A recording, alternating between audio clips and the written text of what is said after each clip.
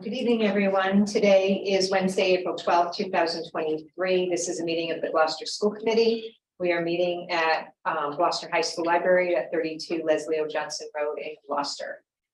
As recent amendments to the open meeting law allows, the school committee will continue to hold meetings remotely. Adequate alternative access to the meeting is provided through the Zoom. The public may not physically attend this meeting, but every effort will be made to allow the public to view and listen to the meeting in real time and participate when necessary. I will not read the piece on public comment because we are going to executive session. I will state that the mission for Gloucester Public Schools is for all students to be successful, engaged, lifelong learners. And I move that we go into executive session pursuant to executive session purpose 3 of MGL 39, section 23B, to discuss collective bargaining with Gloucester Association of Educational Support Paraprofessionals and the Teamsters Food Service and Transportation Workers, and also to discuss a non-union administrative contract. So moved. Second. Roll call vote, please. Mr. Minio. Yes. Ms. Prince. Yes. Mayor Verga. Yes. Ms. Watson. Yes. Ms. Beeson. Yes. Chairperson Clancy. Yes. And Mr. Melvin. Yes. Okay, so we will resume back in open session. We are targeting around 6:30 and we'll do our best to stay with that schedule. Okay, we are resuming the Gloucester School Committee meeting on April 12th, 2023. And I ask that you join me in salute.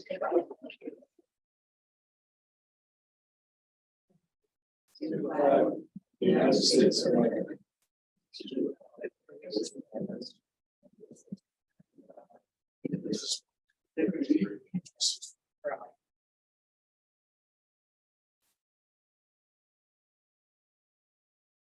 First item of business is oral communications. I am going to read part of the instructions. I know there's a new ruling from the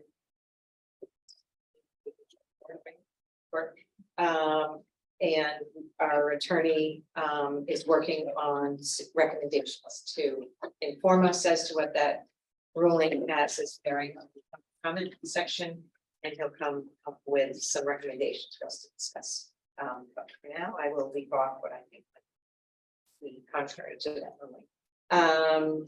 The public shall have the opportunity at every school committee meeting to be heard under oral communications. Oral communication shall allow any resident who has a request or complaint of any nature relative to the school committee business to appear before the school committee, state their problem without debate, and the matter may be referred to proper subcommittee.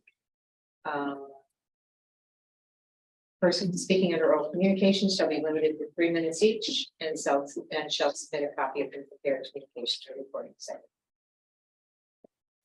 Is there anyone in attendance that would like to address the school committee?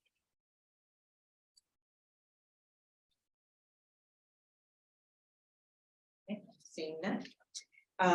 Okay, recognitions. We have some good recognitions. Go ahead. I'm gonna, because I know everyone's jumping on this one, but I'm gonna do the art show down at the Cape Ann Museum for the 8th grade stained glass project, and the elementary school to get some sketch work and some print work. It was simply outstanding. I'm gonna take a pass on it. I happened to go and I was very pleased with the middle schools and the elementary school. And you'll be up until It's in May, I think, I want to say May 18th, I'm not quite sure that, but I think May. And a follow-up is Oliver Barker at the museum said only half of the, well, mainly Oh, yeah, was up. The other half will be up during the Hopper exhibit, during the what? the Hopper exhibit. So they'll swap it out. I believe so, because most of the room was Rockport and Manchester, Essex. So when you got to the last wall, that was Gloucester's, so there wasn't enough room for all of our works. We have a bigger middle school in those two places combined, I think. And so half the class was, they were for half the class, they're like, they're windows. And then as Mayor Berga and Mr. Melvin said, the other half will be alongside the Hopper exhibit. They're Hopper inspired, windows, or panes. And so they're really, Mr. Barker, the director of the museum, is very excited that they'll be able to build a student alongside Hopper. I just think it's fantastic, incredible for our students and other Cape Ann Middle School students, and also our third graders, I believe it is, to have a, professionally curated exhibit in what I think is fantastic. Okay. Tim? I would just like to recognize everybody who took part in Anastasia. Incredible performance. I enjoyed Saturday matinee with my kids. And I couldn't say enough about everyone who performed, but the senior class is just outstanding on so many levels. So kudos to them. Yeah, it's, I just wish the public would know, would just, I know there's so much marketing. It was just outstanding. Yeah, just every piece of it. It was just so professionally done, but it's had a great time and talent and everything. It's just, we need to hopefully have other, like some actors, so come same experience. Yeah. Because it was really quite impressive. Yeah. Good time of year with these performances. Also in the program book, there was a listing of the upcoming performances. You might know about this, but upcoming performances for the chorus, the band, and things like that. So I'm gonna make sure we have it put in our packet as well for next time. So we kind of keep having it on our radar as to where this, the band and the chorus have separate dates they'll be performing at the Shaler Room in Rockport. And you can obviously remind us to in your report. No. Anything else? All right, we now have Ryan is here with us, and we are delighted that you're here in person. Thank you. We can't wait to hear what you have to tell us now. Thank you. So the engineering, manufacturing and design classes reached out to some local businesses to help them with marketing tools. And some of the local businesses were Orlando and Associates and the Cozy Crab Inn. And they made them these like cool wood fired, I think some are coasters and some are other like stickers and type of stuff like that, but they were really cool. And it was just like getting GHS into the community more. We also have some of our juniors, Willow Berry, Thea Cunningham, Aurelia Harrison, Alicia Hogan Lopez, and April Smith, placed in the top 25% of the MathWorks math modeling competition, which is a 14-hour math and research challenge that assessed the future of electric bikes. And it consisted of 650 teams from both the US and UK. Our school counseling department is hosting a field trip on Friday to North Shore Community College, and kids will be taking a placement test, touring, picking out classes for next year, and meeting with staff for support. There will also be an Earth Month cleaning drive held by the GHS Health Center's Youth Advisory Council until the end of April. All the benefits, to benefit Second Glance, they are collecting clean, unsustained, gently used, sellable clothing, shoes, and handbags from GHS students and staff. And the money will go to the Open Door for hunger relief programs. The Open Door does a lot with the Youth Advisory Council or just the health center in general, and provides lunches and bagged food for kids in need. So that's like some way to benefit them. The district clinical staff wants to thank the school committee for the cookies and kind note on School Counselor Appreciation Day. Amy said, and I quote, "It came at the perfect time." They were doing some challenging stuff, and then you guys walked in with it, and they were just very relieved to have that and thankful. So they appreciated that. Allie Nicastro is looking forward. Mural project sponsored by the Gloucester 400 is finished and hung up in the main hallway. It's in the hallway, like right over there. If you hadn't seen it, it's really great. She did a good job on it. Senior Awareness Day is May 17th. On behalf of the senior class, we'd like to invite the school committee to come join us. The state police will be demonstrating some drunk driving practices and stuff like that. And there'll also be a cookout with Scola, which should be fun. When is that again? May 17th. It's like all day. They block off the parking lot. So that's really fun. I went last year. Student Council, Executive Board, and National Honor Society elections are coming up. Many students are very eager to participate. I think we've had more executive board submissions to run for an office in like years. Last year we only had 4 people, the year before we only had 3, and now like everybody wants to do it. So that's really good. We have an Italian class North End trip coming up on May 12th. It's all day after D block on a Friday. And the seniors are super excited because we didn't get a senior trip, or we didn't get to do a trip during our 4 years here. And so it's kind of like our last trip. And we'll have Miss Memory and Miss Gallo and Mr. Vasile, so that will be super fun. We've been decorating, the seniors have been decorating cap and gown, like worksheets kind of, with a cap, and it has your diploma on it. And it basically is just like where you're going to college and your name. And so those will be hung up by the senior countdown, which the senior countdown is at 28 days. So that's, yeah, 28 days left. Every day. I know, it's bittersweet. So that will be fun, exciting, sad, emotional, but out of the school. So that's.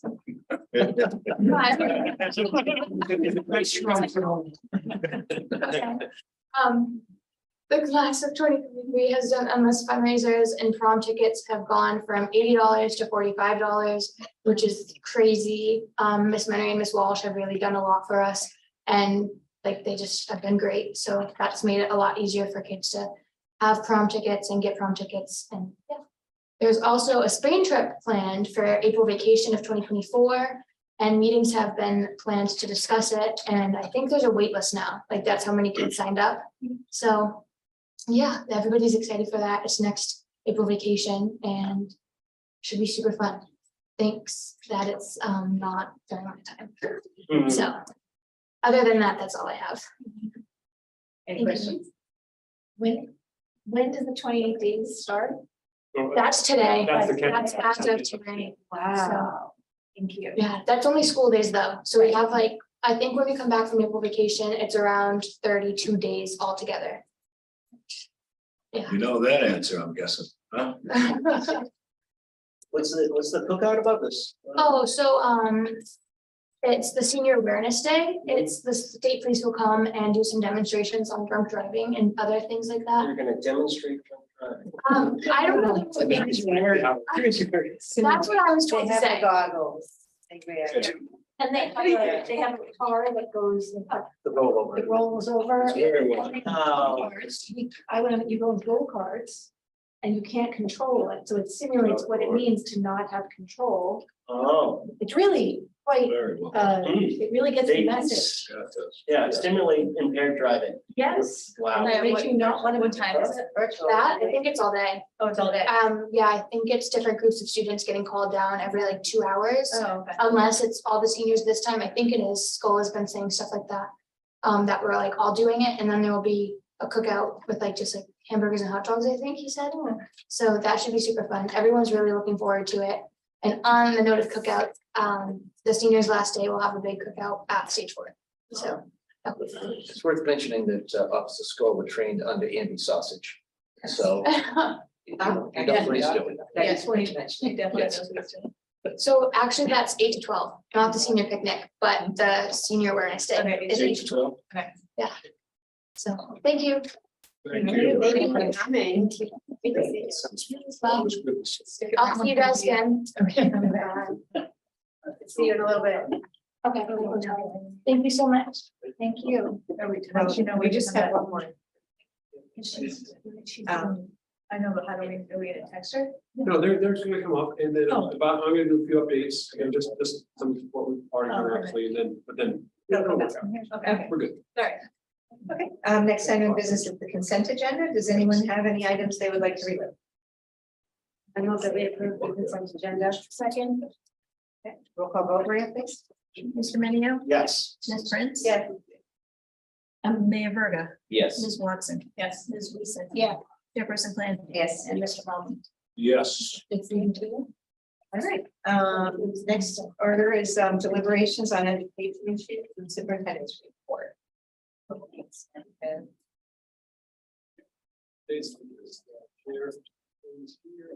Oh, sorry, I gotta. Back in. do that. Okay.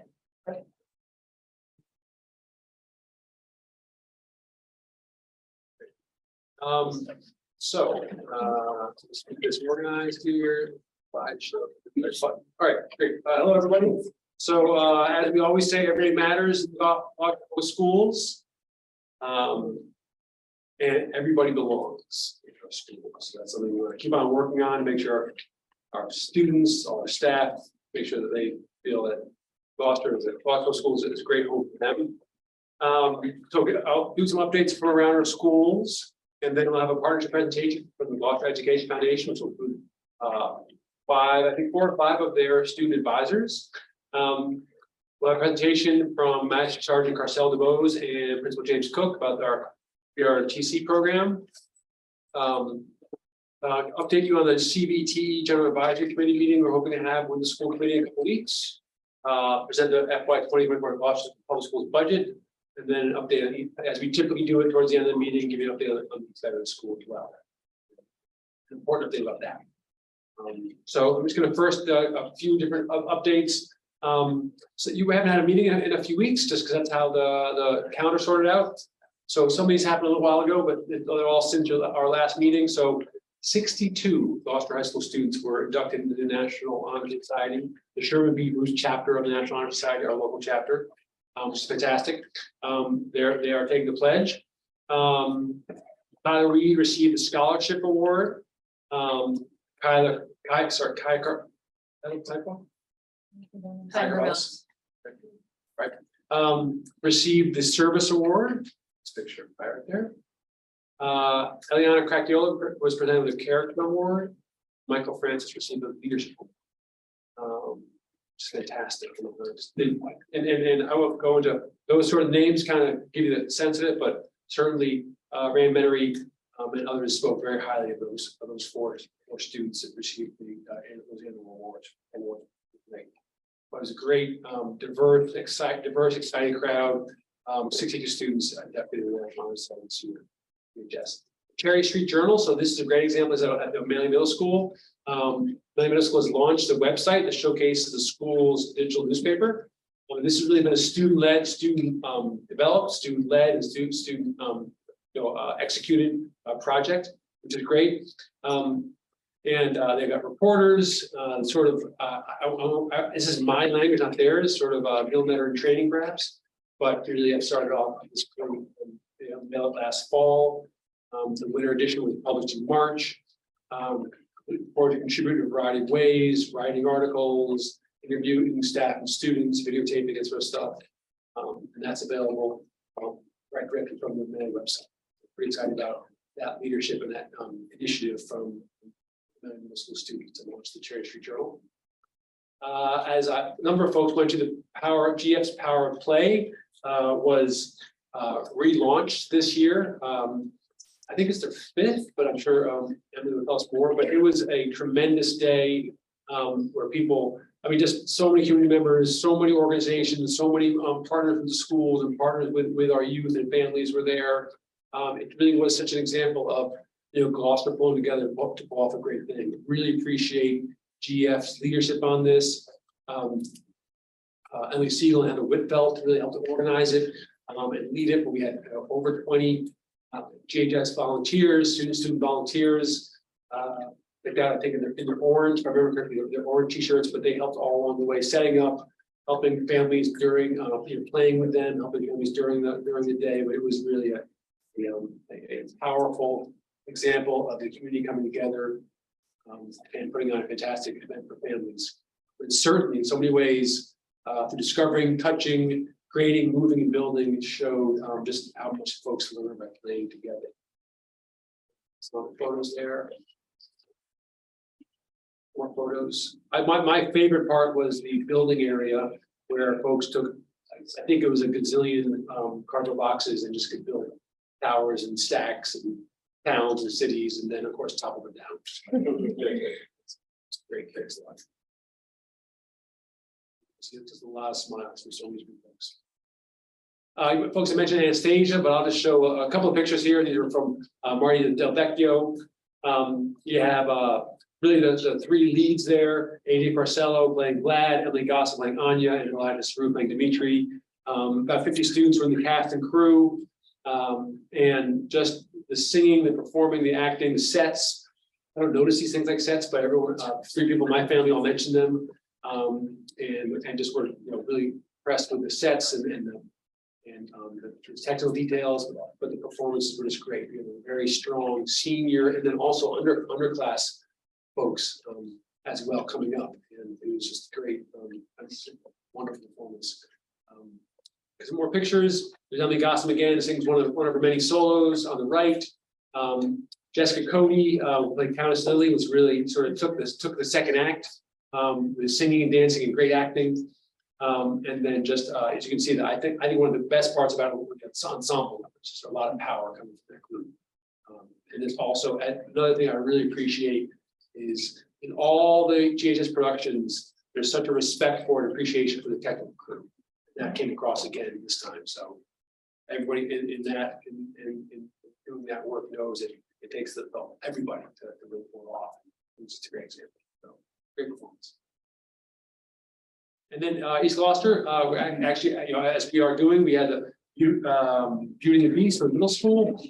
We're got to the second performance from the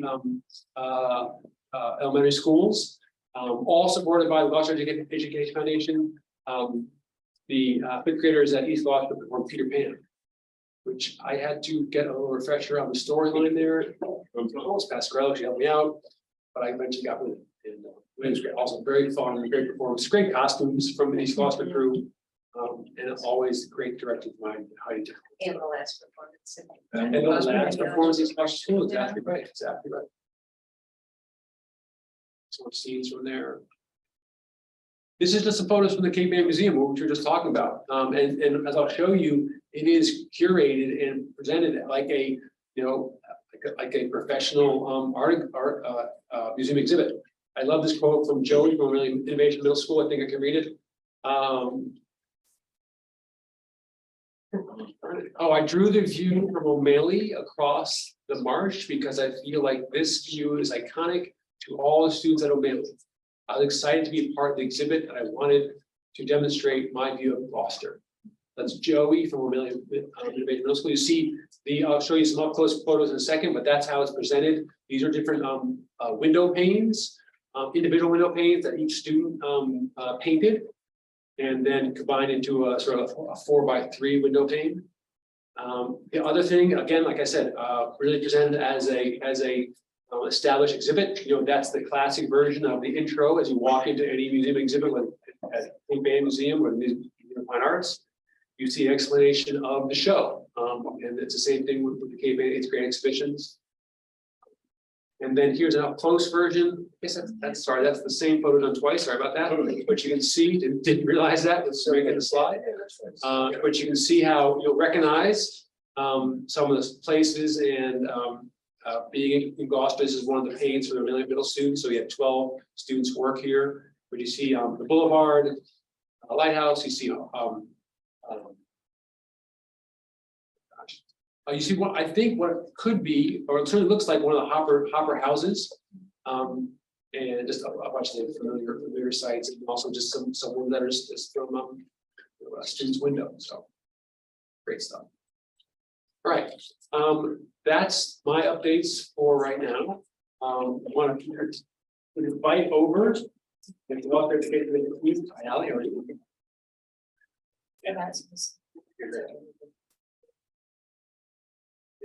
Two, three here. Yes, and then if you my computer. I just did 3 and 3, right? Because I have mine, or might you one of yours? Will you log in and just? I have, you do 3. I have a presenter invite. I can give up. So do 1, 2, 3. Go ahead. Just give us a moment while we set up the GF crew here.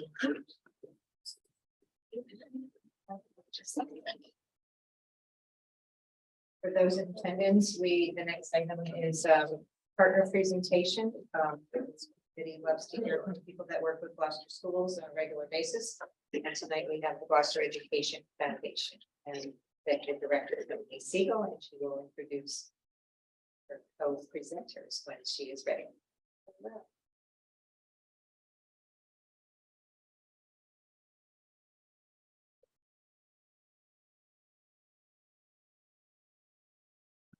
Recording in progress.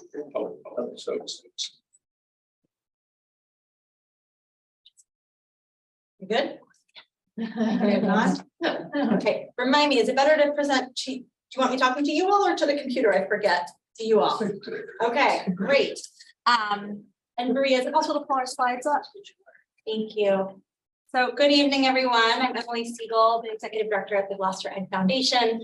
It's so nice to see you all again, and thank you for this generous invitation to provide an update, and especially thank you for the generosity of allowing me to bring all 5 of our student advisors. I was told to bring 1, but I brought all of them. So I will, I just want to each just share your name and your grade here at GHS, starting with Jen. My name is Trinity O'Leary and I'm a senior.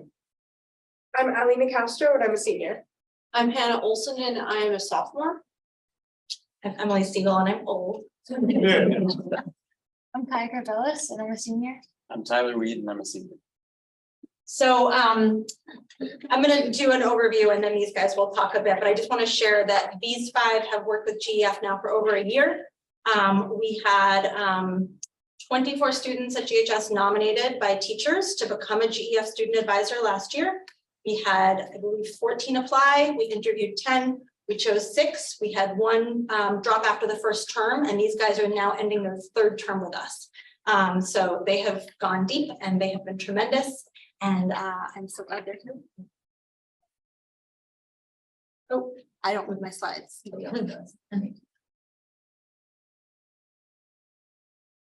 There we go. So you are all well acquainted with our mission and vision, but just to get up in front of us, GEF drives innovation, encourages creativity, expands student opportunities, and empowers educators to improve teaching and learning in the Gloucester Public Schools. And our vision is that students in GPS are engaged in and enthusiastic about their education, prepared to reach their fullest potential, and dedicated to community engagement. So since our founding in 2005, we've raised over $9 million, and I'm so excited. I soon get to update that to $9.5 million. We just wrapped our fiscal year and are doing our final accounting, but we are very close to $9.5 million raised after this past year to support dynamic programs in GPS. And much of our money is raised right here in Gloucester, which is phenomenal. This is an incredibly generous community that cares deeply about its students and its teachers. And for this school year, we are investing about $375,000 in GPS programs.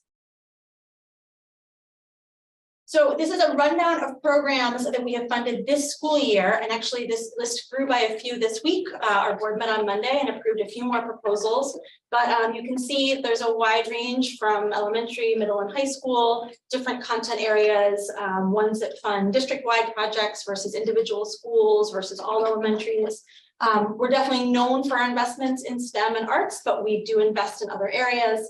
One we're really excited about is something called Bikes for All that our board approved this year that will create an 8-week PE unit at the new East Veterans School next year, where every kindergartner will learn how to ride a bike, which sounds like a simple basic thing, but not every kid gets to learn to ride a bike. Not every kid has access to a bicycle or a safe place to practice. It's a life skill, and it's something we're excited to help support. Another big place that we have invested that we just got an incredible update on Monday night from Principal Cook. And our partners at Wellspring is the Mentor Project, which is it's a program that's still in its early phase, but it's in its 2nd year of early implementation, and it pairs Gloucester High School juniors and seniors, targeted students, with a community mentor to help them with post-secondary planning. And James and his colleagues from Wellspring, who helped facilitate the program, shared some pretty remarkable early impact stories with our board on Monday.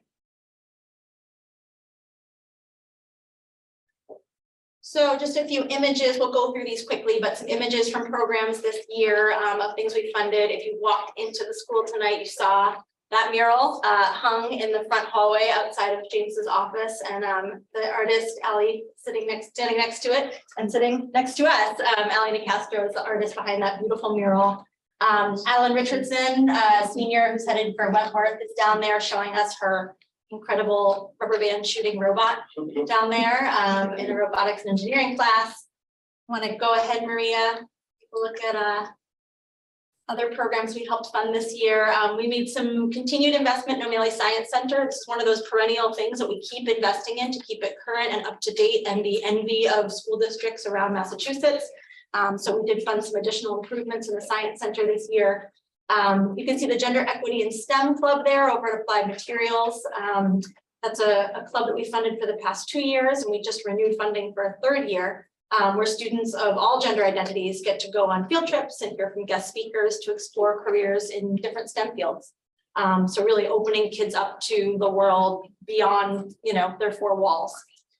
And then I love this picture of band. This is like a picture is worth 1,000 words type of photo. So you see this band photo and you think, Gloucester doesn't have a strings program, so how is there a cellist in band? That's Lyle Cunningham. He's a freshman here at GHS, and he's played the cello for years, and I believe went to Beverly for his lessons when he was in elementary and middle school. And when he got to the high school, Cole Lundquist, the music teacher here, said, like, we can find a role for this kid in our band. And he plays with the trombone section. He's there on his cello, and it's amazing. And Trinity just told us he's accompanying her at her solo at cello Lucas. Lastly, just elementary theater. I know Ben just mentioned the East Gloucester play, and this photo is from there. This is the first year in many that all 5 of the elementary schools are doing a spring musical, which is great. And Beeman and Vets are working with Gloucester Stage to put theirs on, and are actually going to be performing at Gloucester Stage in May to do those. You can see Romeo Academy down there. And just lower right, we've invested quite a bit in the vocational programs here at GHS over the past number of years. This photo is from a site visit. This was featured in the Gloucester Daily Times. We brought, GF brought a group of donors and prospective donors and board members and sort of interested community members to see the CBTE programs in January. And that resulted in what looks like is going to be a really promising partnership with the Building Center, who Superintendent Lemus and Principal Cook and I met with that last week. I don't know. Last week. Okay, so I'm going to pass it over to these kids, and they're going to share with us a little bit about what they've been doing as student advisors over the past year. So hi, my name is Trinity. And before I explain my role, I'm going to explain like what we do overall. And so the Gloucester Education Foundation Student Advisory Committee was launched in 2022 with the help of Rebecca Dowd. She was a high school student here. And it's to bring more perspective from students and give them a voice to speak on stuff, and to help with the GEF programs. And it helps aid in the Gloucester Education Foundation's mission. So for me, I serve as an ambassador. I represented the GEF at school committee and events such as Countdown to Kindergarten and Power of Play, where being that role really helped me get an opportunity to step out into the community and meet the next coming generation of students at Gloucester Public Schools. It gave me a chance to speak to them, to explain to them that high school students are not scary, they're very fun to hang around with. And it's just very eye-opening, and I hope that we continue to do more of these because it's very impactful to myself and also to the younger students. Another role that we have as student advisors is to advise the Gloucester Education Foundation on programs that they're providing funding for. One way that we've done that is reviewing proposals and asking questions on them to help refine them before they go for the board for voting. One program that I helped review a proposal for was the Bikes for All program, and it was good to have a chance to ask questions and provide a student voice in a place where students weren't typically involved. One last role that we play is project support. So recently I was a volunteer for the Power of Play. So I came in and helped facilitate the stations and make sure that all the kids were having a good time.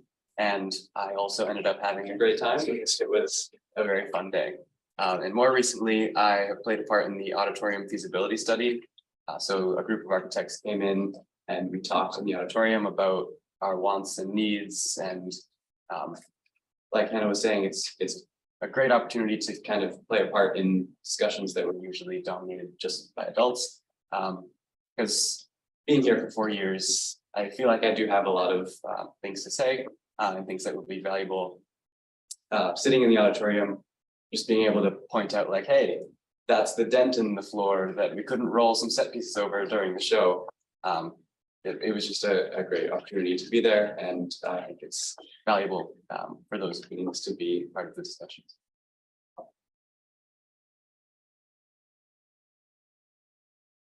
Hi, nice to see you all again. So I played a role of a student leader, captain, volunteer thing at the Power of Play on March 26th. And I was really happy to see how successful it was. As you can see up there, we had over 1,000 participants from like mostly Gloucester, I want to say. And I feel like that's a big thing because now we're getting these kids to learn about new things other than technology and like building and creativity and stuff like that, especially with like 2 years over COVID. So that played a big part. We had 3 sponsors, as you can see, which really helped us out a lot. We got some nice goodie bags for people. We set up the whole thing. But yeah, and it was very, very successful, especially for being gone for a few years. It like came back with like a bang.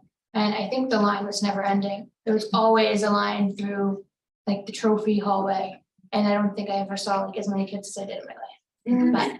But other than that, it went really well. I was really happy to be a part of it and to see everything that was going on and to see happy kids and screaming kids and laughing kids. But yeah, so that was really good.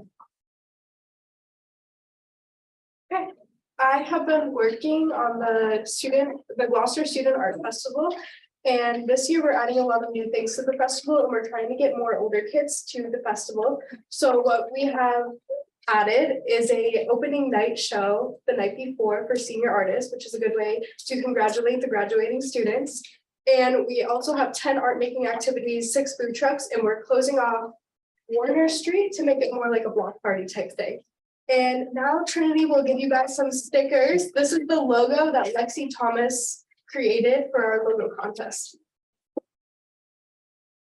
And this is promoting the event. Yes. Yeah. Of course.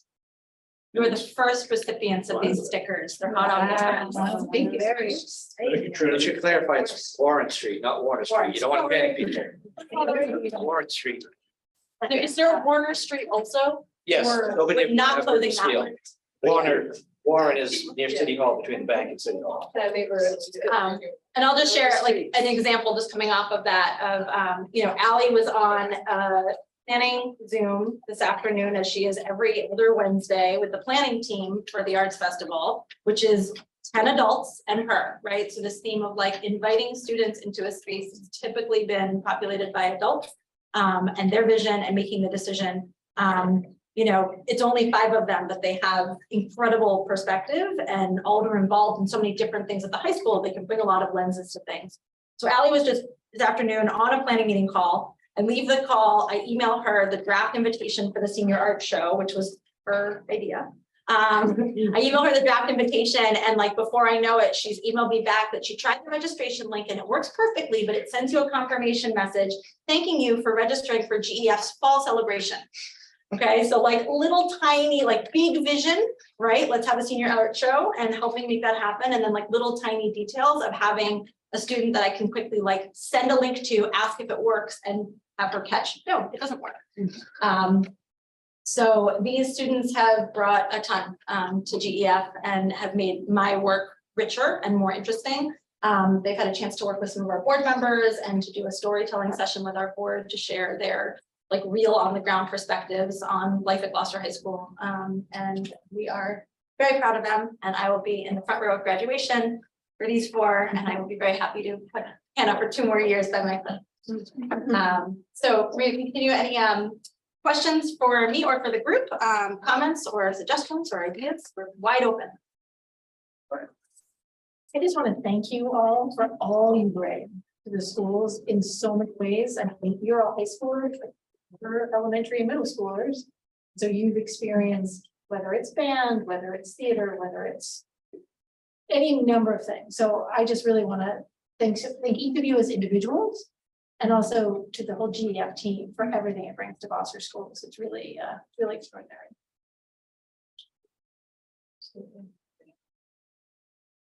Yeah, this is, like, I'm so impressed, you know, Gloucester public school systems seem to have like such like broad support from such a great group, and it's makes our school system so much better. I can't say how much, you know, I appreciate all this work. I'm looking through all these programs.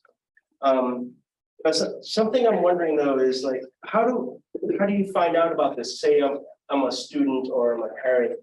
How do I find out how to get my kids involved with this kind of, you know, something I'm interested, say, that I see on your website, you know, awareness kind of thing.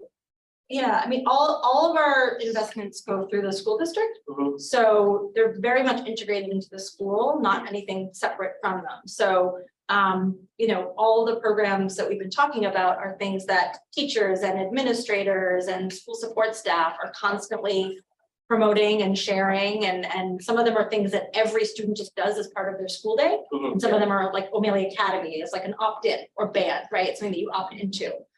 So the schools do a wonderful job, like they market themselves in terms of making sure students are aware of the opportunities. Mhm. I think for some of the, you know, for Countdown to Kindergarten, Power of Play, the Arts Festival, sort of these signature events that GF helps put on, that's a lot more work, right, to get the word out. So that's a lot more making sure that we're all over social media and that we're, you know, making sure that parents are getting flyers home in backpacks and getting all calls and all those things. Yeah. And Mike Gaffney at the school district has been a great help in that, about being kind of amplifying things across the board, but amplifying things that GF is doing as well. So I too want to thank all of you, but specifically to the four that are graduating. I think we've learned over the past couple of years how powerful student voices are. They're probably even more powerful than you think they are. So to hear you tonight and to see you and your involvement in these goings on, it's awesome. But my question to the four that are graduating is, are you doing any outreach to students to talk about the exciting things that you do to potentially recruit others to take your place when you leave? For me, when I say like, oh, I have a GF meeting or I have something for GF, they normally are like, oh, what's GF? So then I'll educate them on it, or they'll be like, oh, I've heard about that before. And I'm always talking highly of GF because it's an incredible, like, program. It's incredible. Like, so for me, my outreach is just talking it up, sharing everything that they post, telling my mom, like, hey, this is what GF does, like, your daughter's on the board now, like, help me hype it up to everybody. Like, and my mom loves it too, because I have a niece, so she does all the Power of Play stuff and the Countdown to Kindergarten stuff, so she loves it too. So now that my family knows about it, they talk highly of it as well. So that starts to create like a ripple effect. So, Sally, are you trying to get anyone to paint like you or you?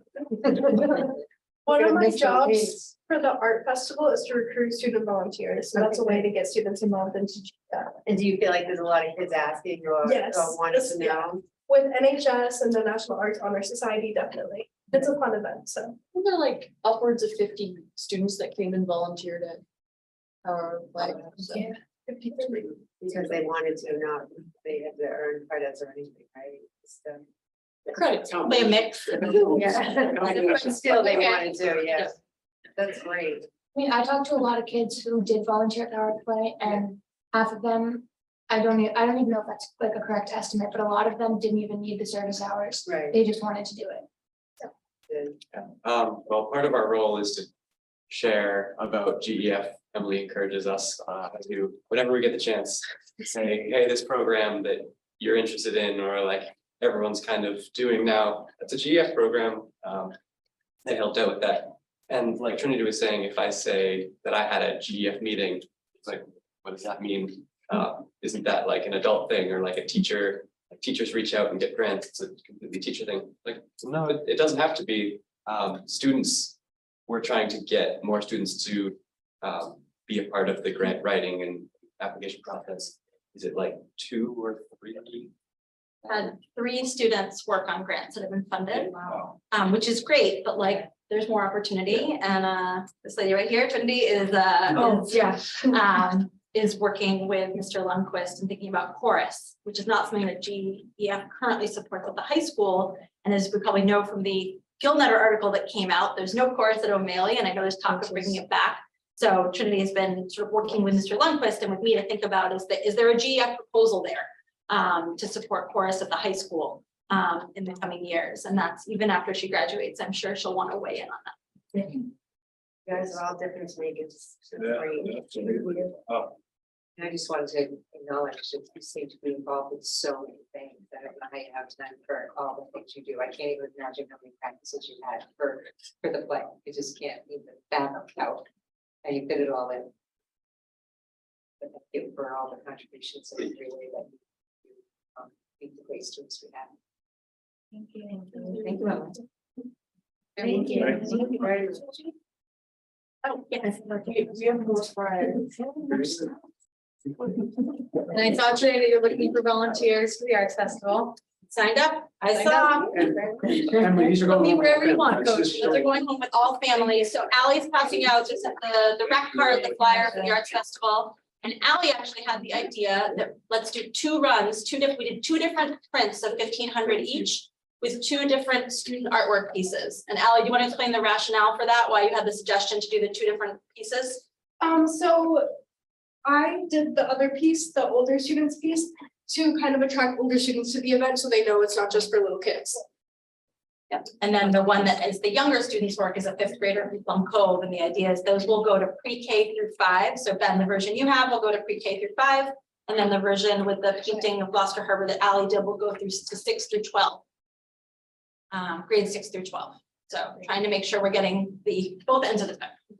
I think Emily and also Ally and the team here, it's a great example, which Emily has just mentioned me many times about your work and your influence, and that not only are you asking the best questions about grants, but also giving the best ideas, but really, giving ideas that really change the way you're doing work and really make things much better. And that's from the team of 5. Whose idea with the food trucks? Food trucks have been an idea for years. Great idea. That people are like, why aren't there food trucks? The teachers really advocated to do more of like a block party format, which has a lot of complications. The mayor and his team have been wonderful in permitting that. One of the complications like that we're just dealing with right now is that there's never been a rain date for the Arts Festival. And now there's a rain date, but Sunday the 14th is Mother's Day. So the rain date is the next Saturday, May 20th. But the week in between May 13th and May 20th is when a lot of schools have their art shows, right? So like just playing around with like, what are the additional logistical complications that come from as simple a thing as closing the street and having food trucks, but we're making it happen. And this is a silly question, but these things, I mean, not this, but the information about the Arts Festival at the elementary level has been coming home. I had no idea all of this was part of it. Yeah, I mean, that's just amazing. I don't know, we've been, as a parent, we've been hearing about singing and other things, but this is just much larger. Yes, so I might shoot myself in the foot for deciding that the first year back after COVID, both Power Play and the Arts Festival had to be bigger and better. Because it's been a lot of work, but Tony Waldron, who many of you probably know, is the coordinator for the Arts Festival, who's been phenomenal. And that's like a 5-month gig. She works about 10 hours a week on this. So with her support, we've been able to, the 10 art making activities, the food trucks, the opening night show, the student logo contest, all of that stuff wouldn't be possible without a really good planning team, and having the student on it has been huge. And I also want to give Amy Pasquarello credit, who's our admin representative, who's on it. And then having a really talented coordinator like Tony, who Tony could make a phone call and there's 6 food trucks there. It's just how she works, so. I'm just curious, do you know how unique this kind of nonprofit is in a community? Like, do other communities have nonprofits like this that support schools, or is Gloucester pretty unique? So many communities have education foundations. Some of them are, the bigger the school district, often the bigger the ed foundation. Before I came here, my impression of education foundations was often that they raised like $40,000 to $60,000 a year and maybe did some great stuff like a couple student scholarships or paid for some professional development and then took credit for how good the schools were. Like I've seen that in a lot of communities, and I was so pleasantly surprised when I moved to Gloucester and saw this opportunity to know. I heard from people right away, like GEF is a key player in the quality of the schools and in the quality of what happened for families in Gloucester. So I think that GEF is wonderful and unique, but there are many great ed foundations around the country. And there's a national association of them, and they've got a great website with lots of good resources. Actually, the student advisory, I called an ed foundation in Oklahoma when we were starting this, because I read an article that they'd written in a newsletter about their great student advisory committee. And theirs operate somewhat differently than ours, but we got to hop on the phone and have a good call and learn from them. So, yeah. What I would add to that is just that, again, also worked a number of different types of education foundations, local ones, and what strikes me as a real differentiator, something I really appreciate about GEF is it's very personal. It's very closely connected with us. It isn't a tail wagging the dog, which often it can be, but it's aligned, but it's also very personal, meaning these are our students, these are leaders in the school. They are really deeply involved in it. But that it goes with the, any different kinds of grants, and so it's very close connection, very it's very personal. And you say because Emily and board members know our teachers, they know our staff, they sit down with me and Amy, every month, that sort of thing. So that personal connection, I think makes all of it. Yeah, And this works awesome. I just tried it. Okay. Phew.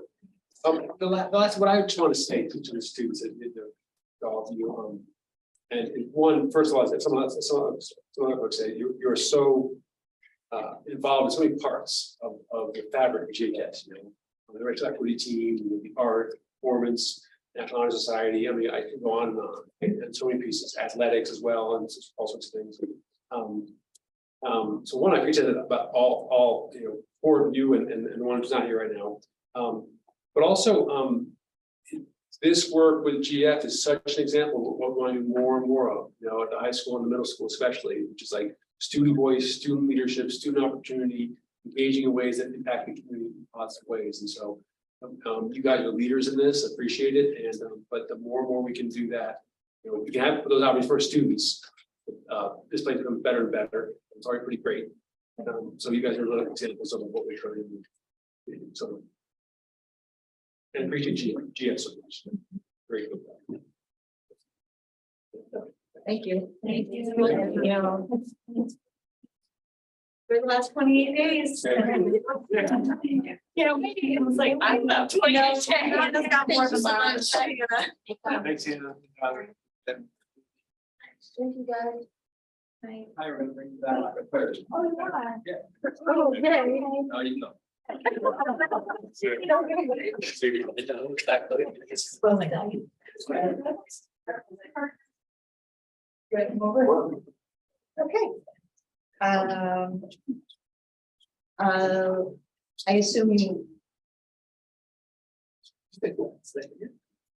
you want to go, Jared. Yeah, yes, yeah, great, yeah.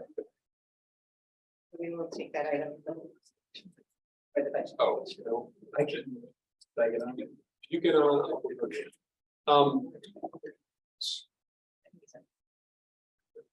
Right, so tonight we have Master Sergeant Carcel Focus and James Collins. We're going to give us an update on the work of our Marine JRTC program, and also an update on the future of it as well. While James begins, I'm going to pull up the presentation. It's just.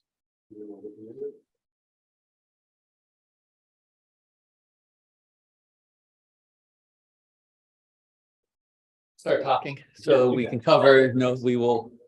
You should turn off. It's gonna be- Got it.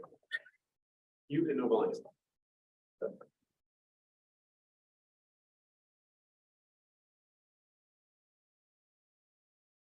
Things I recognize tonight. Unmute it. I tried, I have no volume. So that's that. That's pretty good. That's good. And the page is up. Great.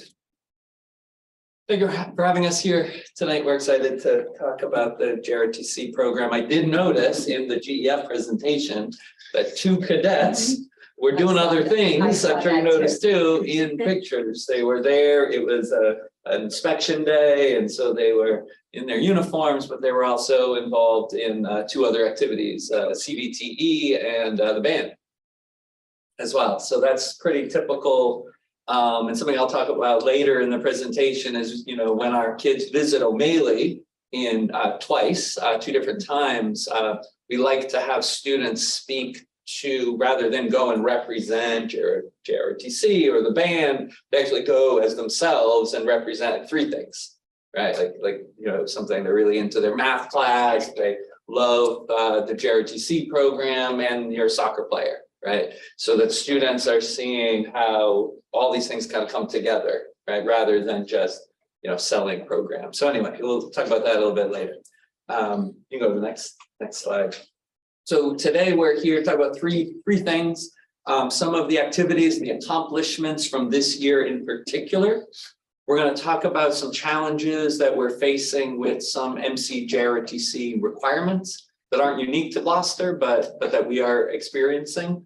And then my sergeant and myself working closely with Ben to really get very closely, and then, you know, connected with the JRTC folks, have come up with 2 plans to overcome these challenges that pretty much cover every possibility, so that we will continue to have JRTC at Gloucester one way or another. And I'll explain that as we go. So I'm going to hand things over to Master Sergeant Carcel DeBose to talk a little bit about, he's going to talk about the typical day, right? The stuff that happens during the school day. And then he's also going to go on to talk about what happens after school and some of this more specialized programming that we have. Thank you, James. Good evening. As you can see from the PowerPoint presentation, Title 10 has an objective and purpose of the program. But overall, we get students / cadets in the program. Our job is to make them a better version of themselves that we can possibly do. But more importantly, the program prepares young kids for leadership roles after high school, while also making them aware of their rights, responsibilities, and privileges as American citizens. So typically, our week, our operational tempo looks like this. I'll kind of break that down day by day so that you get a better understanding of the ebb and flow internally and externally to the program. Mondays and Fridays, we begin and start our week with physical fitness. As the cadets like to say, one's a fun PT day, physical training day, where some type of ball is involved, volleyball, dodgeball, whatever. And then that other physical fitness day, at the end of the week, we kind of whip it on, where we're either running or doing calisthenics or something of that nature. So those are our Mondays. And Fridays, the kids are required to change over into their JROTC issued physical fitness attire, so that they're wearing clothing that is conducive to whatever it is that we're about to do. Tuesdays are curriculum days, where we have an interactive system that allows our cadets to take part in a PowerPoint presentation via their laptops. The Marine Corps gave us clickers, but it's just easier for them to use their laptops, log onto a website. And then every 3rd slide, there's a few questions that asks a question about something that we just covered 2 slides ago, and they can interact from their laptops. So the topics of the curriculum can range from systems of government, be it political or economical, to first aid, to objectives of leadership. So there's a wide variety of content that we cover. Wednesdays are our drill and ceremony days. We go down and we practice the marching stuff that you see us out there doing every now and again, to include the presentation of our colors, color guard. So we have to teach that stuff as well. Thursdays are our uniform inspection days. Kids will put their uniform on. They will be graded on their ability to care for it, to wear it, and its serviceability, so to speak. Other cadets that are upperclassmen that have been in a program 2 years, 3 years. This is an opportunity for them to take on the role of the leader, because they're the ones that are conducting the inspection, below adult supervision from myself and or the instructor. Fridays, like I said, that's the other physical fitness day. And if we had a fun day on Monday, then Friday is gonna wrap up with the more intense, so to speak, physical fitness. Are the grades with regards to the fitness? It's all about the effort put forward. It's not about how many, okay, how many push-up, pull-ups, or any of that stuff, how fast you go. It's not about that at all. It's about putting forth the effort. So that's what we scale that down to. Moving into the external ebb and flow, the up tempo there. We do feel competitive teams with regards to drill and ceremonies, marksmanship, and or fitness. That also includes a lot of time practicing, Monday, Wednesdays, Fridays for the drill, to include the fitness teams. And then Tuesdays and Thursdays, we carve out time where we set up, as you can see, we'll take the cafeteria. That's what the cafeteria looks like. We set it up as a range. We'll take the cafeteria, set it up as a marksmanship range, and the kids will practice and try to hone their skills with marksmanship there. Our accomplishments, I think we've been pretty fortunate over the last couple of years. Our cadets have really and truly put themselves in a position to be not only considered for locally sponsored scholarships, but those that are nationally as well. And not only have they put themselves in a position to be considered for these scholarships, they've actually won. Last year alone, we secured our cadets secured over $930,000 in funding to assist with their post-secondary education. That's something that we hadn't accomplished since I've been here. This is my 11th year. This year, we applied for, and one of our cadets won the ROTC scholarship, national scholarship, and we just submitted the application to let them know we're going to accept that to include which university he wants those funds distributed to. We have other cadets that will be attending the National Youth Leadership Forum that's in Washington, D.C. over the summer. This is kind of a forum, so to speak. It's not a military sponsored camp, but it's a camp that helps prepare students who are interested in national defense, security, and or the diplomatic corps, so to speak.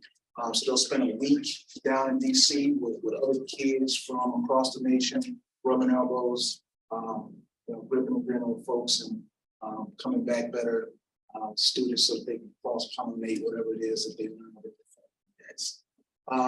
Earlier this year, we did a leadership challenge, kids up to Norwich University. They do this Friday, Saturday, Sunday, 3-day camp challenge thing. It's a nationally recognized and sponsored camp that's sponsored by the Military Order World Wars. It's designed for high school students to develop their leadership skills, while also kind of teaching them a little teamwork and how to overcome communication barriers. So each cadet, 7 or 8 of them that completed the challenge, each one of them received $8,000 in scholarships. So I think we've been pretty fortunate with the core of the cadets that we have.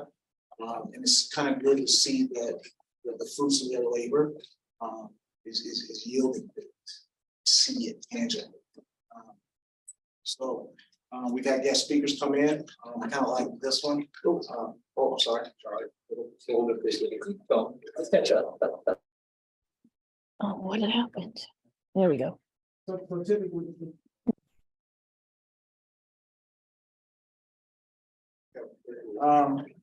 We like to keep them busy, kind of do something once a month, every month. We like to take our field trips. We like to have guest speakers come in and speak to them from all walks of life. We had a gentleman, from, he was active duty Army, beyond technologies. So I don't know if you're familiar with military working with the civilian sector. But he came in and he gave them career talk on, what ROTC did for him, the position he put him in.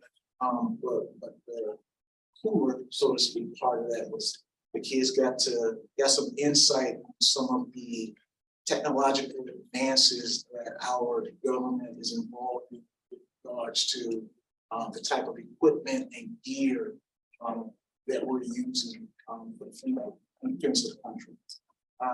So that was kind of good, kind of opened some eyes a little bit, and kind of got them curious about STEM, so to speak. So that was good. That was awesome. So I think that is. All right, that's great. Thank you. There's a lot more too. We go on and on and on about all the things the cadets are involved with. So, but we thought we'd show some more up here and then, speak more thoroughly to a few things that we might not know about. So some of we're two challenges that we're facing with regard to some of with regulations to maintain an MCJROTC program. And the first is that we're required to have 2 instructors. And we currently have 1 instructor. Sergeant is our 1 instructor. We have not yet been able to find, but we'll go over a little bit of what we're doing to find a 2nd instructor. There are difficulties in our region. We don't have a Marine base nearby. And so the pool we're pulling from is quite small. But we got some ideas about that, and we'll talk about that a little bit later. The second is enrollment. So Gloucester High School, like some of the area schools, including Beverly, Salem, then going down to Boston with Madison Park, having difficulty getting to the 10% of the school's population that need to be enrolled in a program to be in good standing. It's a lot of kids. I mean, 10% of our kids don't do very much of anything. In fact, I was trying to think earlier today, like, what do 10% of our kids all do? What classes, right? Other than English and math and the core classes. So anyway, it is a requirement, and we currently so that would be 80 students would be the 10%, and we currently have 57 students enrolled in our MCJROTC program. So those are the 2 challenges that we're facing, and as a result of those challenges, our program is on probation, which is a sort of administrative thing that happens due to the 1 instructor and being a bit below the 10%. And so to respond to this, we've developed a plan A and a plan B. Right? We know that just going with 1 plan wasn't going to guarantee that we could continue having JROTC without interruption. So that's why we have a backup plan as well, plan B, and we're proceeding with both simultaneously. So plan A includes hiring the 2nd instructor. So the things that we're doing is we have engaged in proactive outreach to what is called the certified non-working instructors. So you have to go through certain training and approval to be approved when you retire from the Marines to be approved as an instructor. Again, it's a small pool for our area, but we wrote to, and in some cases called, all the people, right? We went to them and said, like, hey, like, we got an opening, and then we're awesome. Like, so we gave them a version of the pitch we just gave you, pretty much, right? It was like like, this is what we got, this is what we do, integral part of the community. Gloucester's beautiful. We made it worse, right? We got to go with that as part of the pitch too. Right, well, we couldn't say that, we're gonna, we're gonna make that up, but it's a beautiful place. It's a really important program, integral to the school. Here are some of the things you'd be working with coming here. And then it's coming from both of us, so they're understanding their support from the administration and the school committee, the superintendent, as well as, you get to work with this guy, right, which is a great bonus. So we did that. Also, Matt Sargent it really did most of this. I just did the school spring part, but he's posted the position on more broadcast than usual for the that we do at the school. For the position, so we've also done the broad advertising.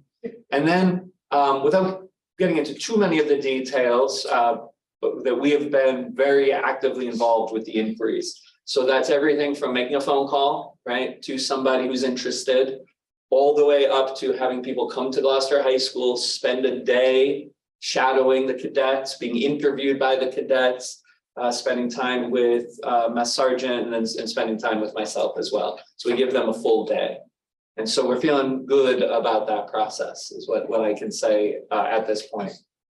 I'm really, pulling out all the stops to get somebody in here.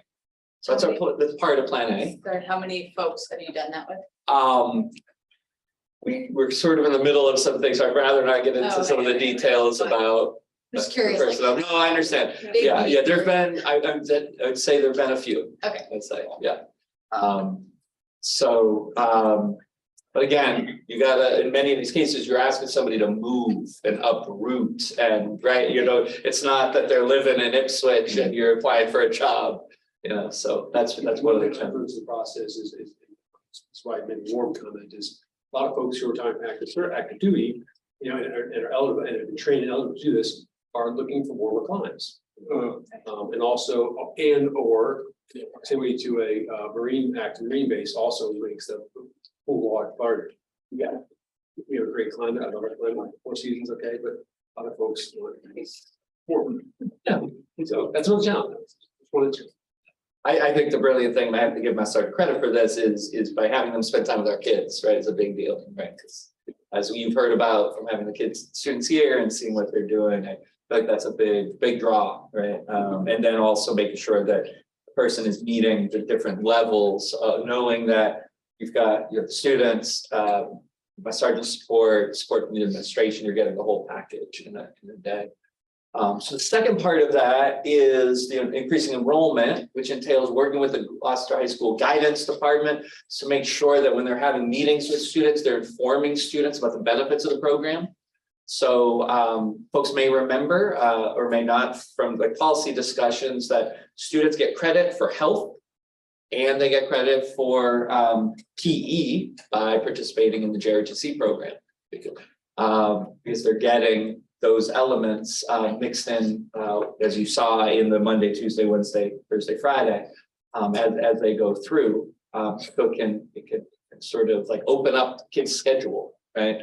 Students may not know about the leadership opportunities that you just heard about, for example, or the STEM opportunities that come from the MC-JRTC program. Like they may not be thinking of those things. So it's important that our counselors are having those conversations about what some of the benefits will be. And then it's also a matter of, working with the counselors, on making sure that we're prioritizing placing students in the program because that scheduling is really challenging. If we want to make sure, the students are in difficult things like an AP class, like band, like, make sure they get into the JRTC program. Those things have to be prioritized in order to make sure they happen. The scheduling's tough. We're really excited about things we've been able to do with O'Malley. So our kids have already been, and we do this pretty much every year. I mean, COVID messed up everything, but we still figured out other way. But we do the fall demonstration and presentation. So we have cadets over there. They do a drill demonstration, and then they present. A couple different students are presenting as the JRTC kid, the soccer player, and the student interested in languages. I think of a particular cadet. Just came to mind, who spoke 3 different times at the O'Malley event. Kept wanting to jump up there. And then we had other cadets as well speak of their multiple things they do. So we're not only pitching the program, but trying to show students that you can do, kind of non-stereotypical combinations of things that our kids might be doing. So they can then see themselves in the JRTC program and in another, in a CVTE class, even if they don't match what their idea of a cadet is or a vocational student is. We just had a spring event that we had students go over and present to O'Malley students, and then coming up, I just found about today, is a visit where Master Sergeant will be running some PE activities in PE classes at O'Malley. So the students get a chance to experience what it's like to do some of these things. And then our students will be having peer-to-peer conversations during lunch at O'Malley to talk to kids and answer questions. All really good recruiting ideas. All right, so that's our plan A, addressing both parts. We have a plan B. If, despite our best efforts in those areas, we end up not being able to meet the requirements, and at the end of next school year, the MC JRTC folks decide to disestablish our program, we have already gone ahead and applied to have a Navy National Defense Cadet Corps. Conveniently, or it just so happens that a Marine instructor can also instruct a naval program. Okay? So that flexibility really is helpful for us in this. We would, if we were to endeavor to go into plan B, if that's what we need to do, because the program is disestablished, or if the program is in jeopardy, then we would spend 2 years as an NNDCC program. That's a Navy National Defense Cadet Corps program, and then we would be eligible to become a full NJRTC program in year 3. A full what? NJRTC program, so a Navy JRTC program. Some of the advantages to some of the good things is it would maintain the continuity around the citizenship, leadership, personal growth, and responsibility that our cadets currently do. But the Navy has a bit more of a STEM focus in their curriculum. Also it would expand our instructor candidate pool, because folks, retired Navy, Marine, and Coast Guard folks are eligible to be certified. So we obviously have the Coast Guard connection locally, as well as more of a presence of Navy to augment the Marine pool that we would have. So those are some of the things that would be potentially beneficial if this ends up being what we need to do. So we've already applied. We're already in communication with folks, so we're doing the right things in both tracks. They're both aware of each other, so we're not playing games with trying to do this and they don't know we're doing that. We are able to apply and maintain the Marine program. Thank you, Ben, for your help with that, having those conversations. Again, our goal is at the end, we're confident that we're going to have a JRTC program at the high school despite the challenges, so that we can continue to do all of those things that you saw at the beginning of the presentation. Just a quick one. So the Navy doesn't require the same 10% and 2 instructors? So, do you want to? So when that the NNDCC program, that is kind of it's the same as an ROTC program. However, you don't receive ROTC status, so to speak. So you are not required to have 2 instructors. You are not required to be at the 10% until it's the purpose of the probationary period. You have, in order to convert into the Navy JROTC program, you have to show for 2 years that you have been able to maintain. Now, again, historically, a program like this is for a brand new, up and running ROTC program. We're not that. We are a program. So we're familiar with the turf, so to speak. So as long as we show that we're able to maintain for those 2 years, the transition should be relatively transparent. So as James was pointing out, the core competencies remain the same because all ROTCs have citizenship, respect for authority, and a Constitution of America, rights, responsibility. That's what ROTC does. Whether it's Navy or if the flag's Army or if the flag's Marine. So that doesn't change. What it does give us is a little autonomy, a little flexibility, and gives us, as James pointed out, it gives us comfort in knowing that regardless, there will be a program for our students in our community.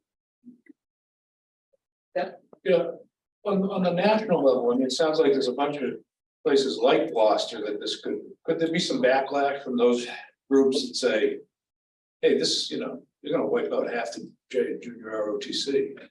Is that something to say or not? I mean, I think we've both been thinking about this a lot. I think all three, we've all been thinking about this a lot is at the national level. There does seem to be some things happening at that level. I really don't know how to read it all, to be honest. So there are some national challenges. The dirt is a little different everywhere. Dirt in Buffalo is a little different than dirt in Gloucester, and that dirt is different than dirt in Florida. So Thank God. say again? Thank God. Like in New England, although there are challenges, with instructors, specifically Marine Corps instructors. James pointed out, the closest military installation is south of the Mason-Dixon, Hartford, Virginia. So there's not a presence, not a Marine Corps presence. I don't know if you're tracking, but in order to be an instructor, you have to be retired. So you have to have served at least 20 years and retired, and that's it. So that messes with the candidate pool. Changing the program to what we're looking at, if that comes to that, will give us a wider, we'll be able to cast our net a little wider, so to speak. The national challenges, there were challenges down in Salem, with the marksmanship program, that didn't make its way across the bridge, but we were aware of it and we were prepped for fire as far as whether or not we needed to deal with it or speak to some people we were ready. But we haven't had to do that because our program is a strong program, well-supported program internally and externally. It just hasn't made its way this far. I think the national challenges that you speak of, maybe California, New York City, they have some interesting things going on over in those neighborhoods, but it just hasn't knocked on our doorstep just yet, and it seems like it's getting closer. Go ahead, Sam. I guess I'm curious, have we ever had 80 kids in the program? Well, it'd be a different number, right? Because we had a bigger school at different points as well, right? But, Yeah, right. but there have been times, and I can speak a little bit too. Historically, prior to COVID, we've averaged between 120 and 150 students. A year? A year. Oh, okay. So this is a new problem. Yes. Okay, thank you. It's a new problem with regards to the numbers. The instructor issue has always been. Okay, yeah, because my question was, if we continue to stay in the route that we're in, are we gonna find recruitment to be a problem over the years? Because it seems like we're gonna have to maintain that 80 number every single year in order to stay in good standing. Right, in order to stay in good standing, right? Right, so hopefully with some recruitment. Right, yeah, we get back to We can that. get back Yeah. to that, okay. Yeah, exactly. Part of the work with James, I actually have a call tomorrow with the Marines, with our main contact there, who's beyond, I guess, national, it's beyond regional, I believe.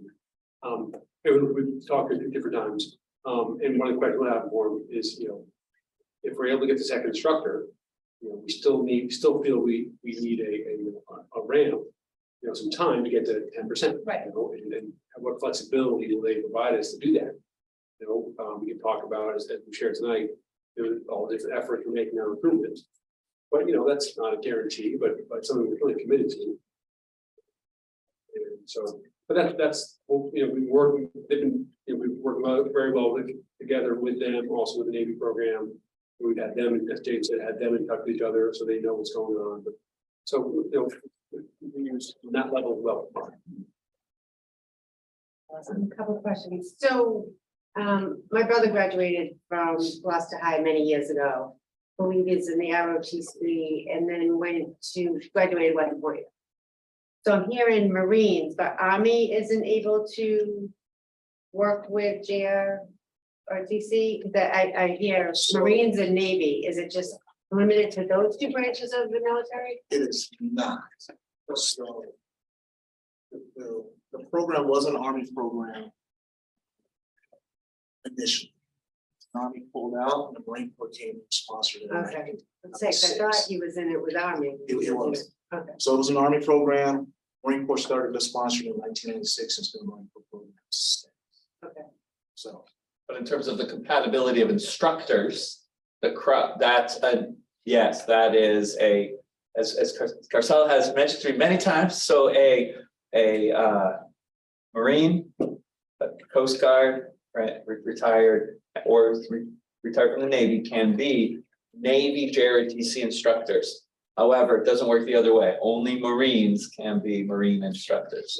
And those, so that's why we're talking the naval program. Okay. It's I was it trying has to the backup. understand Yep. what the hierarchy Exactly, is. yep, and it was great to bring up I like that you did, like, anybody listening or whatever might also be wondering about that, the past program, so thank you for asking about that. And when you say 10% of the student population, is it the total population, or are you able to distinguish certain parts of the population that may not? It's the total population, explode. yes, Okay, so if we were a total. bigger school, we could get to 100. And they allow 100 Okay. if you have 1,400, you don't need 140, you can get to 100. But I didn't want to kind of bring that up to Monday Watch because that doesn't affect us. Okay. Right. And if there is a program close by, are we able to bring students in from other schools to say that they're in our ROTC program if we needed to combine, like Manchester Essex does with sport? Yeah. Or if there's kids in Rockport that Right. might want to have Yeah. access to it, are we able to? I think the challenge there is about coming in during the school day as opposed to where we partner. Right, well, that's what I was gonna ask, Yeah. how much of the school day is used versus after school? Yeah, this it's a program? block a day. The students have a block in their schedule every day. You saw the Monday through Friday. Yeah, So that would be the challenge with that, would be getting students here. And I don't know if has that come up anywhere? It's been tabled. Okay. Hamilton, Wyoming, Oh. Rockport, transportation. Yeah. and I, great idea about getting the eighth graders and Yeah, having them yeah. be involved for a day, it's kind of like the exploratory program. Right, for yes, that's right. CTV, right? Yeah. So, is this the first year we're doing that? No, we've done done it it before, before. yeah. How many times do you think? Yeah, prior to COVID? Twice before COVID. It was one of the many things that got impeded. Where we, you go over and with some cadets and run So we haven't done it during COVID, so maybe that's probably I- the lapse here, I right? So think that's part of it. Yep. maybe next Yep. year, if we're out and about in the school. Yeah, no, I'm really confident about getting the numbers up. Like I feel like that we could really do. And we know we have some challenges. I mean, students are a little bit different after COVID as well. And there are aspects of the JROTC program that might not be as appealing to some students, but the more they know about it, the more they live the experience of the program, we feel more, confident that they'll like it. So I read that board out there almost every time I come here for a meeting. I don't see anything about JROTC on the board outside of the library there. Oh, I'll tell, we should get more, we gotta talk more. Yeah, I mean, one thing I learned at the other school committee I was on, if you do a lot of visuals in the school with posters and things like Yeah. that, you'd be surprised. They have a whole board down in the science wing. If they it takes up almost a whole wall down there, but I like the idea throughout of the library is a school, good place Yeah. that where people come and go and And we could get a presence right here outside here. I mean, we're just so well known for this program. It's always Agreed, been yeah. so awesome and Yeah, great and recognized. I just wouldn't want to see. exactly. And that's what the plan's all about, like making sure that regardless of which thing needs to happen, we will have JROTC. And it would be interesting if we reached out to the police department to find out any contacts there, because we have a lot of military in our police department, even just in Gloucester. Who may know people that, there's a lot retiring now. My age group is the one that's starting to think about retiring. Right. So there's a lot of potential there for retired military. And there is a process for folks, and Matt Sergeant has talked to some folks who aren't yet certified, right? Who might, but who, and that's part of the broadcast approach, right? And then, and he has explained to some folks how to go down that route, right? And then they're like deciding whether or not they would want to do the Is it certification. a lot of work to become certified? As Mr. Melvin brought up, there's been some national Yeah. issues, which has created, there's the second, third order effects that's caused. The most important is that now, so when we're on active duty, we get security clearances at secret, top secret. So that's a huge extensive background check. So now every instructor has to do that background check. So I had to do another one a few months ago. So it's about a 6-month process. So if you're not planning, if you believe that it'll be a process where it's a month or so, you might have patience to sit around and wait half a year for a clearance to come back. To be instructed, you may just move on to DoD contract work or something like that. Yeah. I was just wondering about the Melee thing. Project Adventure is thing in the Melee. I was just wondering if there's like more visibility, like she was saying, if like you did some kind of demonstration at the middle school level. Or the other thing I was wondering about was, is this open to all grade levels in the high school? Yes. It is, yeah, so yeah, incoming freshmen. Yeah, I mean, I'm just thinking about visibility and maybe if there's like some kind of demonstration just to inspire children in the middle So we school. did a demonstration in the fall, right? Okay, I mean, I just thought. But there's, do you want to say a little bit more about what happens at the visit coming up? So, Right, so what we do is we'll take 2 groups of kids. One group will be in their workout uniform, and they'll take the gym class for the day. And they'll facilitate the gym workout for the day for multiple classes.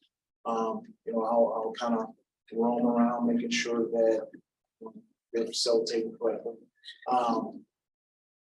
Couple hours go by, and then there'll be a second group that'll be in a nice dress, pretty uniform. That'll be in the cafeteria with a table set up with pictures and cool things that we use in the program that's going to create a conversation. Started.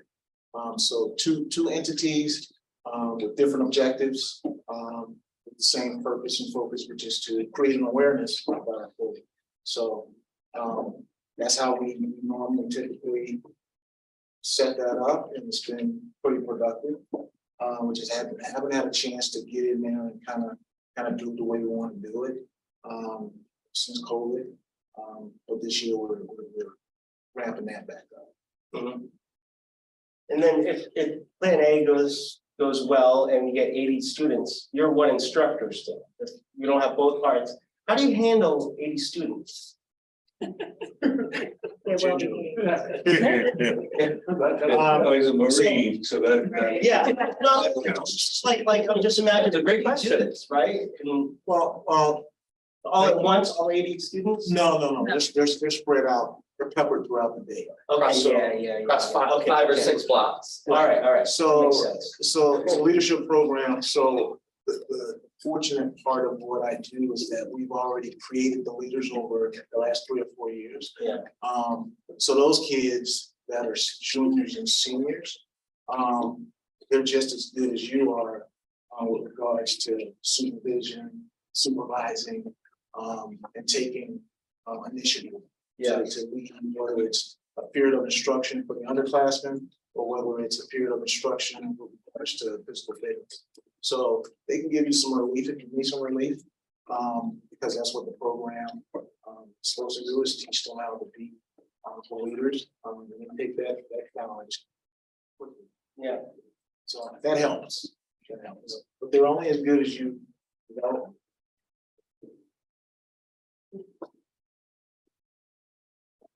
All right, no more questions.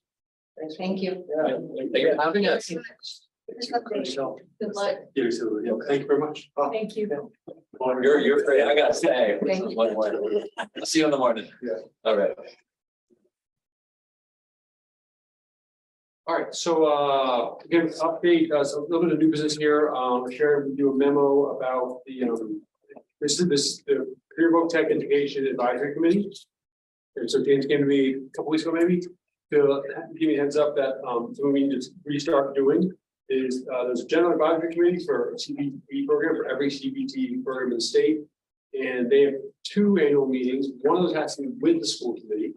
Okay, it does not have to be during a formal meeting, but it has to be with some school committee members. And so want to advise you of that and and suggest that we have that meeting just before our next meeting on the 26th.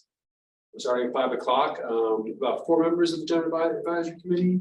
How many members in the general advisory? Yeah, about 4. Yeah, and then also the teachers will be there as well. You'll have the instructors and Brenda and I'll be there, and as many as many there from the members as possible. and we'll feed you. Food, which is always helpful. But the purpose is 5 o'clock on April 26th. The purpose of that meeting is to give the school committee and the advisory committee an update on the program and the work that's happening.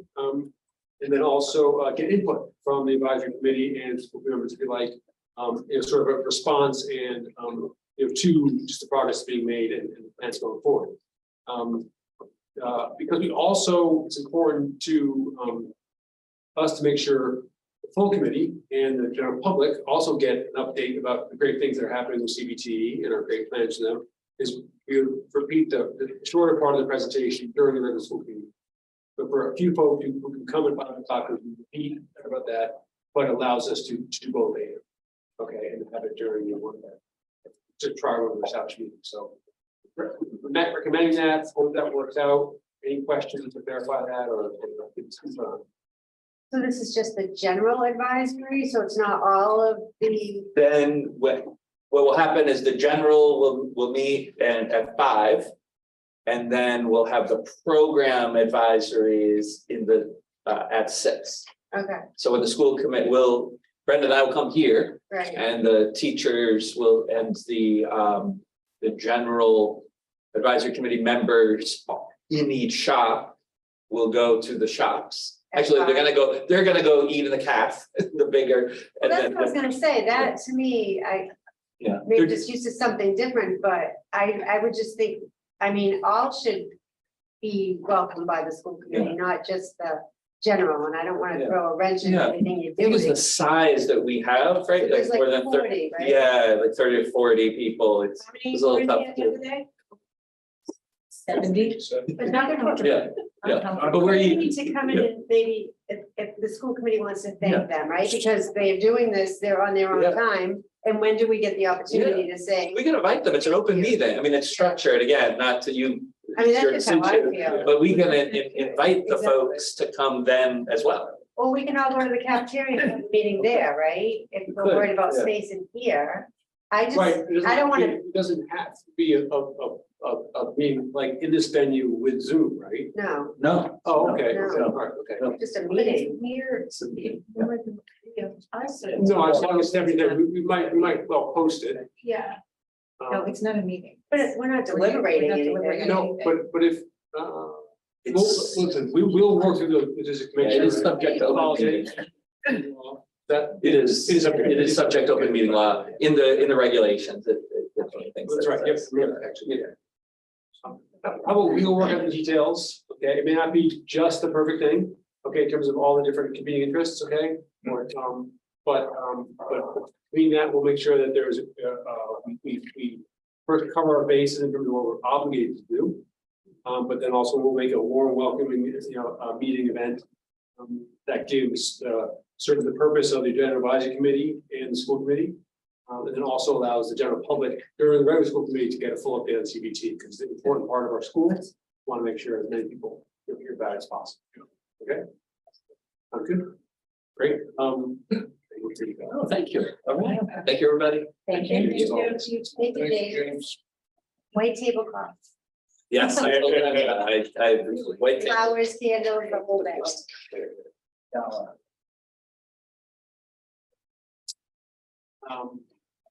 Next on the agenda is the budget. Budget. Great. Great.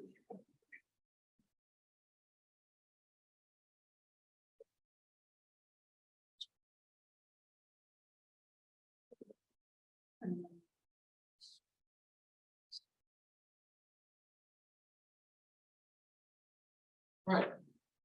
As we've been going along the process of the budgeting and budget development, budget presentations, we give sort of updates along the way where we are in the process and how it's developing and the city is, that sort of stuff. So tonight we're going to present our budget and the recommended budget in terms of the way I believe in our leadership leads is the what's necessary to lead our schools and run our schools and improve our schools. Okay. We'll talk about a few different things. We want to first highlight the calendar again. As you know, because of the different state process and just a little bit longer process on the city side, we had to adjust the calendar. But this is where we are now. We're aiming for, we're sharing the budget. We shared the budget with the BNS subcommittee a week ago, the public session. We're sharing it with you and the public tonight. You will vote as you do every year on the public hearing budget in 2 weeks at our next meeting. The budget public hearing on the budget will be May 10th. And then you would vote a week later based on any input we get at public hearing and to submit the budget to the mayor for submission to the city council. And then we are on the city council calendar for there being a meeting on May 30th. The city council takes from there and then returns it to us for school committee final vote in June. That's the calendar now, and I think we're sticking to that one. So in terms of tonight, a lot of territory to go over. Talk about budget priorities to start with, is how we build the budget. We'll talk about the drivers of increased costs and just how things have really changed, landscape have really changed this year. I'll talk about the Chapter 70 funding increases, which are significant from the state. Pleased about.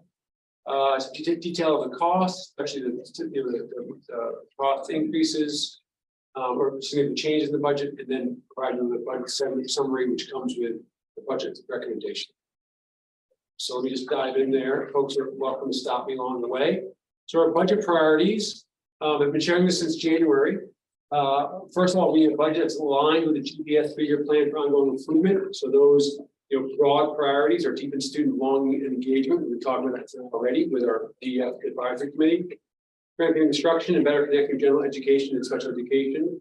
The idea that every single student, every single day, needs really high quality instruction, and that we need to be responsible for all of our kids.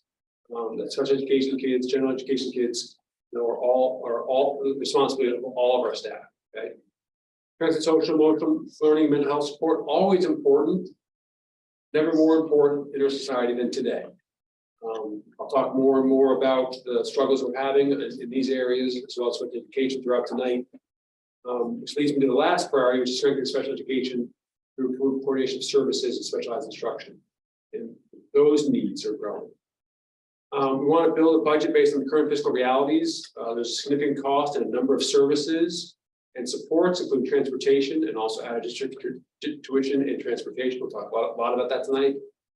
And then also building a budget based on the current program realities. We want to continue to strengthen and support and invest in O'Malley in ways that hasn't been supported for many years.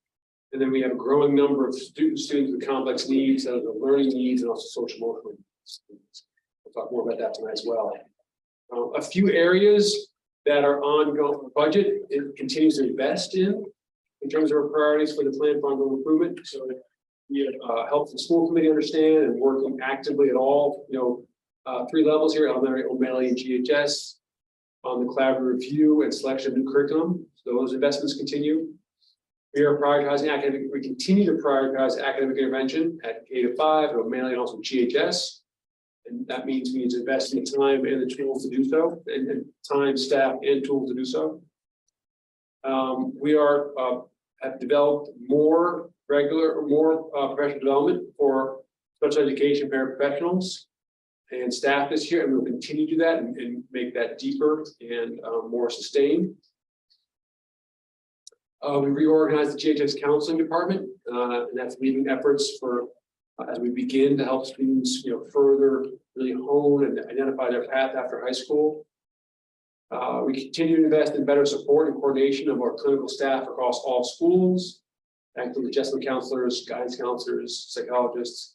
And while we're consolidating 2 schools to form these veteran schools, we are maintaining almost all the staff positions to make sure that that school has a great transition and a really strong start. Those are what we're doing already, and continuing to do so. So, and yet, in addition to that work, there are some real drivers that are driving increases in the FY24 budget request that really have come from a landscape that has fundamentally changed in the past few years. I want to talk about specifically pandemic disruption on students and costs. Those continue.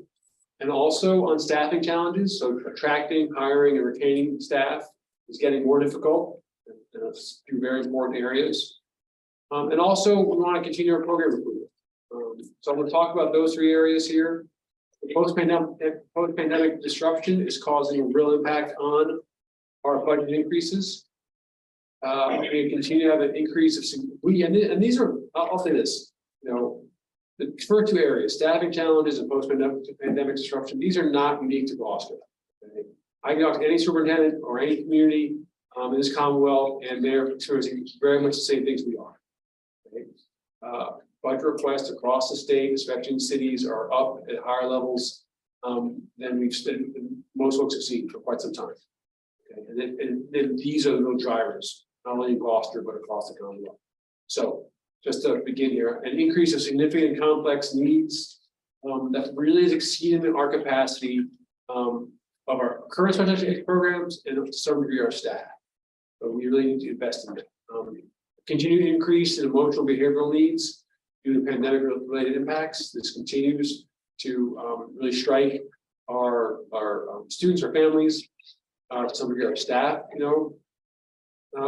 and then inflation and cost spikes hitting out of district tuition and transportation very hard. Those are things that we really are tying and is seeing an impact because of the last few years. And those impacts in some ways are deepening, and certainly continuing. The staffing challenges that are historic in many ways. They're a result in part of the pandemic, but also shifting priorities of folks. But we're finding, we and other districts are finding it very hard to attract, hire, retain a large number of position types. That includes special education, learners, transportation staff, food service staff, paraprofessionals. Okay, that market has changed. The competition for those staff members has changed. It's making it very challenging for us to stay competitive with salaries in those areas. And then also another staffing challenge which we really have to pay attention to and our budget invest in is in increased training and professional development for a variety of staff roles. Paraprofessionals, special education teachers, and others. But that's a real challenge to make sure that our folks are well trained, well supported to provide services to the students we have. And the last piece, which is really essential, as I mentioned already, but when we talk about something tonight, is continuing strengthening O'Malley, curriculum instruction, and student belonging. After too many years of this inadequate support from the district, specifically with O'Malley, we've done a fantastic job of supporting the elementary schools in so many ways in these areas. The high school has really taken on that challenge the last few years and really want to invest in O'Malley. You'll see investments in that in terms of our budget increases. We're going to continue to strengthen and expand our career book tech program. And so there are investments in there.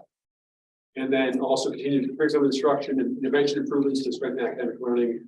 That is, sort of this post-pandemic dip in those interventions, but that really also is just best practice in terms of making sure that We have a close eye on our students pre-K through 12. And how they're doing in the learning, and that when they need extra supports, we have those to provide. Yeah, especially invested at O'Malley in the high school in those areas, and want to continue. So another piece here, just to add some sort of little detail on this. Gloucester students have greater and more intense needs than in the past. So we have documented evidence of high need students, but the percentage of high need students in Gloucester is increasing. It's grown from 48% of our student body in 2015 to 60% of our student body qualifies as high needs. That's a 25% increase those years. So which is very significant. High need students are those students who are fit into one or more categories of economically disadvantaged, English learners, or special education. And also homeless, exactly right. So and with those areas and those determinations typically comes, more need, more additional support. Kids who need accelerated learning and need greater support. The pandemic impact has certainly led to more students with complex needs, needing more support in school and more average placements. I'll show you some data on special education students needing private placements. That number continues to increase, and our English learners have doubled since 2015. So, and these aren't only in Gloucester, okay, but the ongoing pandemic disruption is making a regional statewide impact. And that's a growing number of students with significant social, emotional, behavioral, and mental health needs. All that impacts school staffing and our services.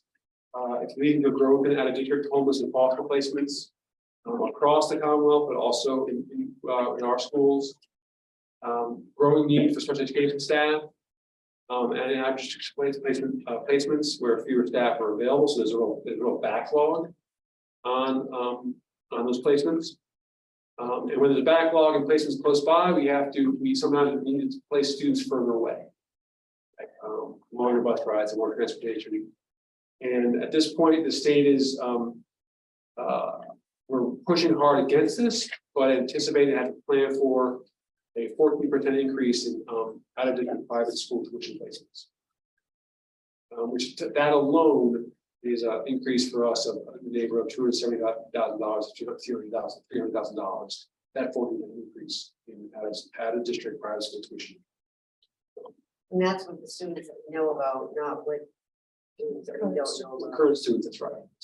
That was- So the details of that sort of regional impact is sort of listed here. So this year in FY23, we had student move-ins or DCF placements who were already in out-of-district placements. Move into the district. That's impacted our budget this year. Concerned about $4,000. That will continue next year. Plus, those students are provided transportation. I'll talk about it in a little bit. We have more out-of-district placement than anticipated this year. 5 so far during the school year, and waiting for placement and trying to get placements for 6 more students. Okay, with higher numbers than we've had in the past in placements. And indicative of so the post-pandemic impact that all schools are looking to. And another impact of that is an increase in homeless foster students. So 5 more students have been placed in our schools who don't live in Gloucester. We pay for transportation, so they might be in a foster home, they might be in a TCF facility, but because they most recently been in the Gloucester Public School or have connections to living in Gloucester, no matter where they're placed, and whatever living situation they're in, we pay for transportation to get them to our schools. The state has determined that the best chance for them, most effective education for them is here in Gloucester. So that's why we're responsible for their making sure they get here safely. Ben, quick question. Yeah, sure. On the student move in and DCF placements, it says students who are already out of district, 400,000 for tuition along with transportation. That's for 2023, is that correct? Right, yeah, so we expect, And we're expecting a $300,000 increase on that. Yeah. So a couple things, that is, so let me explain what it is first and how it impacts 23, but then also we got to prepare for that for 24.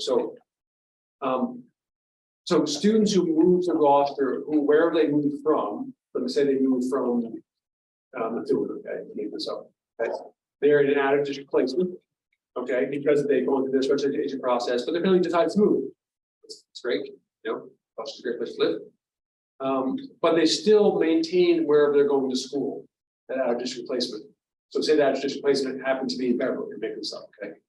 We are then responsible for the cost of educating that child, because they're ending now with the law. Okay. Does that make sense? Yeah. Okay. And then, so that's an increase we did not anticipate. We don't typically have that many move-ins as we had this year. But we have to do two things then. Obviously, then that's going to be cost for next year. But we expect this dynamic could very likely continue. Right. The FY24. That's how it. The cost of those placements continues in FY24, but we're likely to get more than we had, more new ones. Answer your question? Yes, it does. Thank you. And then we're also at the same time, you know, our staff is doing a great job on limiting costs. You know, we always try to make sure that we want to educate Gloucester students in Gloucester schools. Okay, whenever possible, we do that. You know, so by providing effective support and staffing, we've been able to keep some of our students who could have gone at another time or from another district into an out of district placement, but keeping them here because of good work of our staff, sort of things. And part of that work is helping our staff at times develop new strategies, new skills. So they're working with students in ways that are more effective for that particular student, and our folks are doing a good job on taking that up. But that's one of the ways we try to limit our costs. And limit really, you know, we want to make sure that any student has the appropriate place for them. We always like to have in our schools. Sometimes it isn't the case. We like that always. Another impact that's being experienced, you know, regionally and statewide is transportation. So ongoing shortage of bus drivers and van drivers. That's leading to fewer contractors, less competition for bidding for routes. That leads to a number of different things. We also mentioned out of district placements are happening further away from our schools. So that means transportation is you know, longer rides, places that are further away. Those two dynamics are less competition, more placements further away from a child's home school, results in increased cost for yellow bus and van transportation across the state. That affects us in really two ways. Our out of district transportation costs are increasing substantially, both this year and for next year. Okay. A great example of that is that where say last year in FY22, a daily rate transportation to an out of district placement was $75 to $200 per day. That's gone up to $300 to over $400 per day. We made allowances for that in this budget, but expect it to go further and more cost for next year. So that is driving a significant amount of increase. And we'll go into numbers later in a little bit. But another driver, and then that also these transportation issues also lead to increase our new transportation lease. It's more expensive. We're also purchasing used buses. If we just leased all those buses, it would have been even higher annual cost. But we're doing pretty well on this, but there's definitely an increase. And the purchase of used buses hopefully will set us on a path towards some electric buses. And then in fact, the inflationary pressures, again, this is regional, statewide, and also in Gloucester, food and meal costs, depending on what whether the state continues with a free meal program, fuel, food, IT, transportation, all being impacted by inflation. And then I mentioned challenges finding staff, you know, and can lead to needing to hire more experienced employees at higher salaries. So that was the pandemic challenges. All those challenges are in one area that's impacting our increases. There are also staffing challenges I mentioned at the beginning.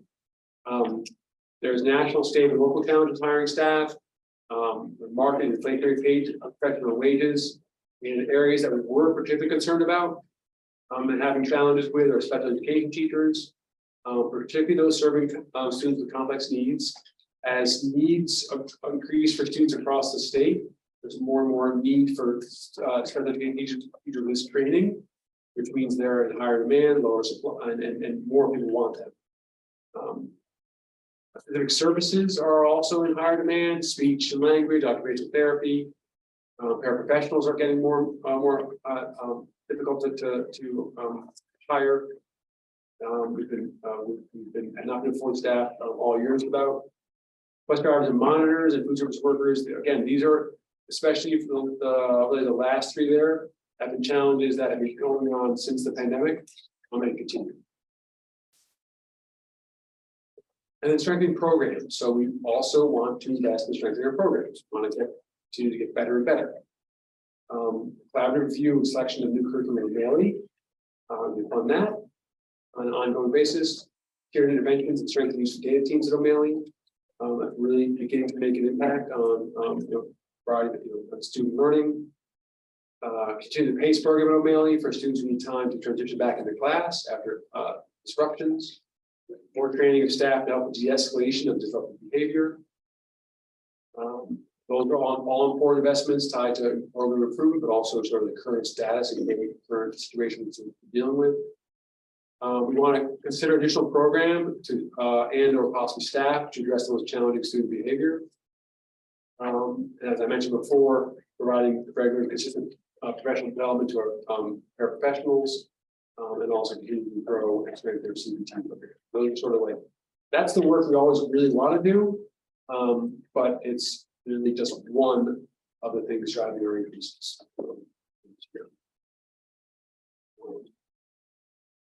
In terms of staffing, programs. So these are the ESSER positions we're hoping to bring on to the operating budget this year. They've been grant funded for the last year, this year and last year. And you see 4 out of those 6 positions are squarely tied to O'Malley and supporting intervention, so academic improvement for students identified in need, such as education, so those growing needs there, and also the PACE teacher. PACE teacher is a sort of a combined. It's modeled after the program here at HS, and really designed to help students who have disrupted learning or had to be keep them in school when they need additional support. So the increases related to things I've just described. I just described a lot of things, okay, and the increases in those are captured on this slide. Okay, so you see the 3 categories: post-pandemic disruption, staffing challenges, and strengthening programs. Okay. So in terms of our post-pandemic disruptions leading to increased special education costs and tuition staffing, we see $1.8 million increase in that area. Transportation increases, including passenger transportation and the new lease, the tune of $1 million increased cost. And then health insurance increase, that's pretty typical, of $4,000. Staffing challenges in terms of wage pressure, adjustments, and also our already contractually obligated salary increases, $1.6 million. And then strengthening our programs, really those ESSER positions I just showed you, and prioritizing CBT improvement, $420,000 and $102,000 respectively. Those are total cost increase to $5.3 million, but there's more to the story.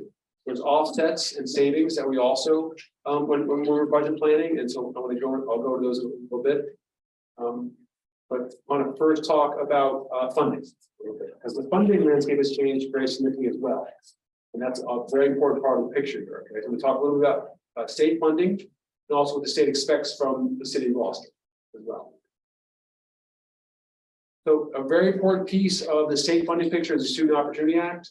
So a few years ago, the legislature and the governor updated the foundation budget formula, which is the formula that determines what communities should be, what the cost of communities is for educating their students, and not only just a random student, but the actual students they have and the student profile they have. They updated the foundation budget formula to more accurately reflect the current costs of educating, especially educating the students with most needs. And they're funding that, so that really a historic statewide investment last year and this year as a result of the Student Opportunity Act. They're not only have redone the budgeting and cost formula, but they are supplying the dollars to fund it as well. That is creating a positive impact on Gloucester in terms of our funding situation, okay? I mentioned before that the profile of our students is becoming more complex and higher needs. Okay, there were higher needs students have increased 25% in 2015. That benefits us in terms of foundation budget. Okay. The state determined that it cost for this year alone, okay, that it cost Gloucester $3.4 million to educate our students than last year. Okay. And they provide that funding and I'll explain how they do the funding. What they're saying and what they're providing is additional $1.7 million in Chapter 70 state aid in FY24. Okay. Our entire budget increase last year was only $1.7 million. They're saying the state alone is funding the city for our schools, the Student Opportunity Act, $1.7 million. Okay. In addition to that, and I'll show this to you in a chart in a second. The state has also determined that Gloucester's local contribution needs to increase by an additional $1.7 million. I understand those two numbers look like the same, they're very different things. Okay, I'll show that to you in a moment. Okay. What this means, first of all, is no, we'll get there. It's just plenty of time to write. You're on a roll. Yeah, it's Chapter 70 state aid is increasing. There's the dollars. A year ago in FY23, this current year, the state provided to Gloucester $9.65 million in state aid, okay, to support the schools for the Student Opportunity Act. This year, they're providing $11.3 million, okay. That's the 1.7, it's a 1.67, so when I say 1.7, it's increasing. I'm actually rounding up slightly, okay. That's at $1.7 that the state is giving to, which will put our verb in, giving to, allocating to Gloucester, because of Student Opportunity Act, right? Together, the foundation budget increase, as I said, the calculation the state says cost to increase our students increased from last year, this year by $3.4 million, okay? That includes increase in Chapter 78 from the state, just talked about that, $1.67 million. And then also the state is saying in order to fund that, they're expecting Gloucester to increase its required local contribution by that lower number, $1.72 million. Okay, that's how they allocate the 3.4 increase for our local contribution from the city and also the state contribution. Okay, I don't know if I explained that well. I'm happy to answer any questions you have. I just want to make, so what my understanding is that the determination based on their new formula is that what is required to educate Gloucester students is an additional $3.4 million. Yes. And 1.724 million of that comes from the city. Yes, they're saying in terms of what we're able, and then part of the calculation with the state is what the city is able to provide. So they don't just make up numbers on and you're not saying that, but they calculate in terms of what's the ability? Is it ability to pay? Well, they start off with 3.4 or 3.396, and then they determine the state aid 1.671, and then the balance is coming from the right. And that's what they call that ability to pay. I mean, they look at different communities and what in terms of the communities, wealth, the tax base, but that city, or municipality. So what I'm trying to clarify is the increase that we're getting in the state is not 3.4. That is the increase they say you need. Yes. But the city has to choose. Pointing here, but the city has to choose whether or not they're not required to give us that local contribution, are they?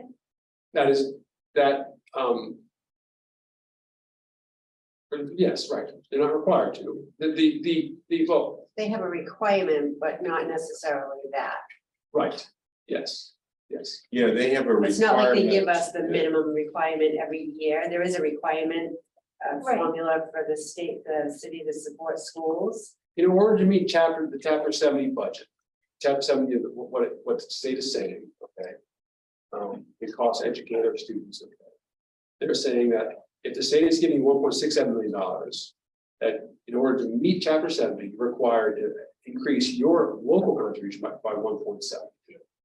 They're required. Well, to get the 1.6. I want to understand because I know there's a minimum.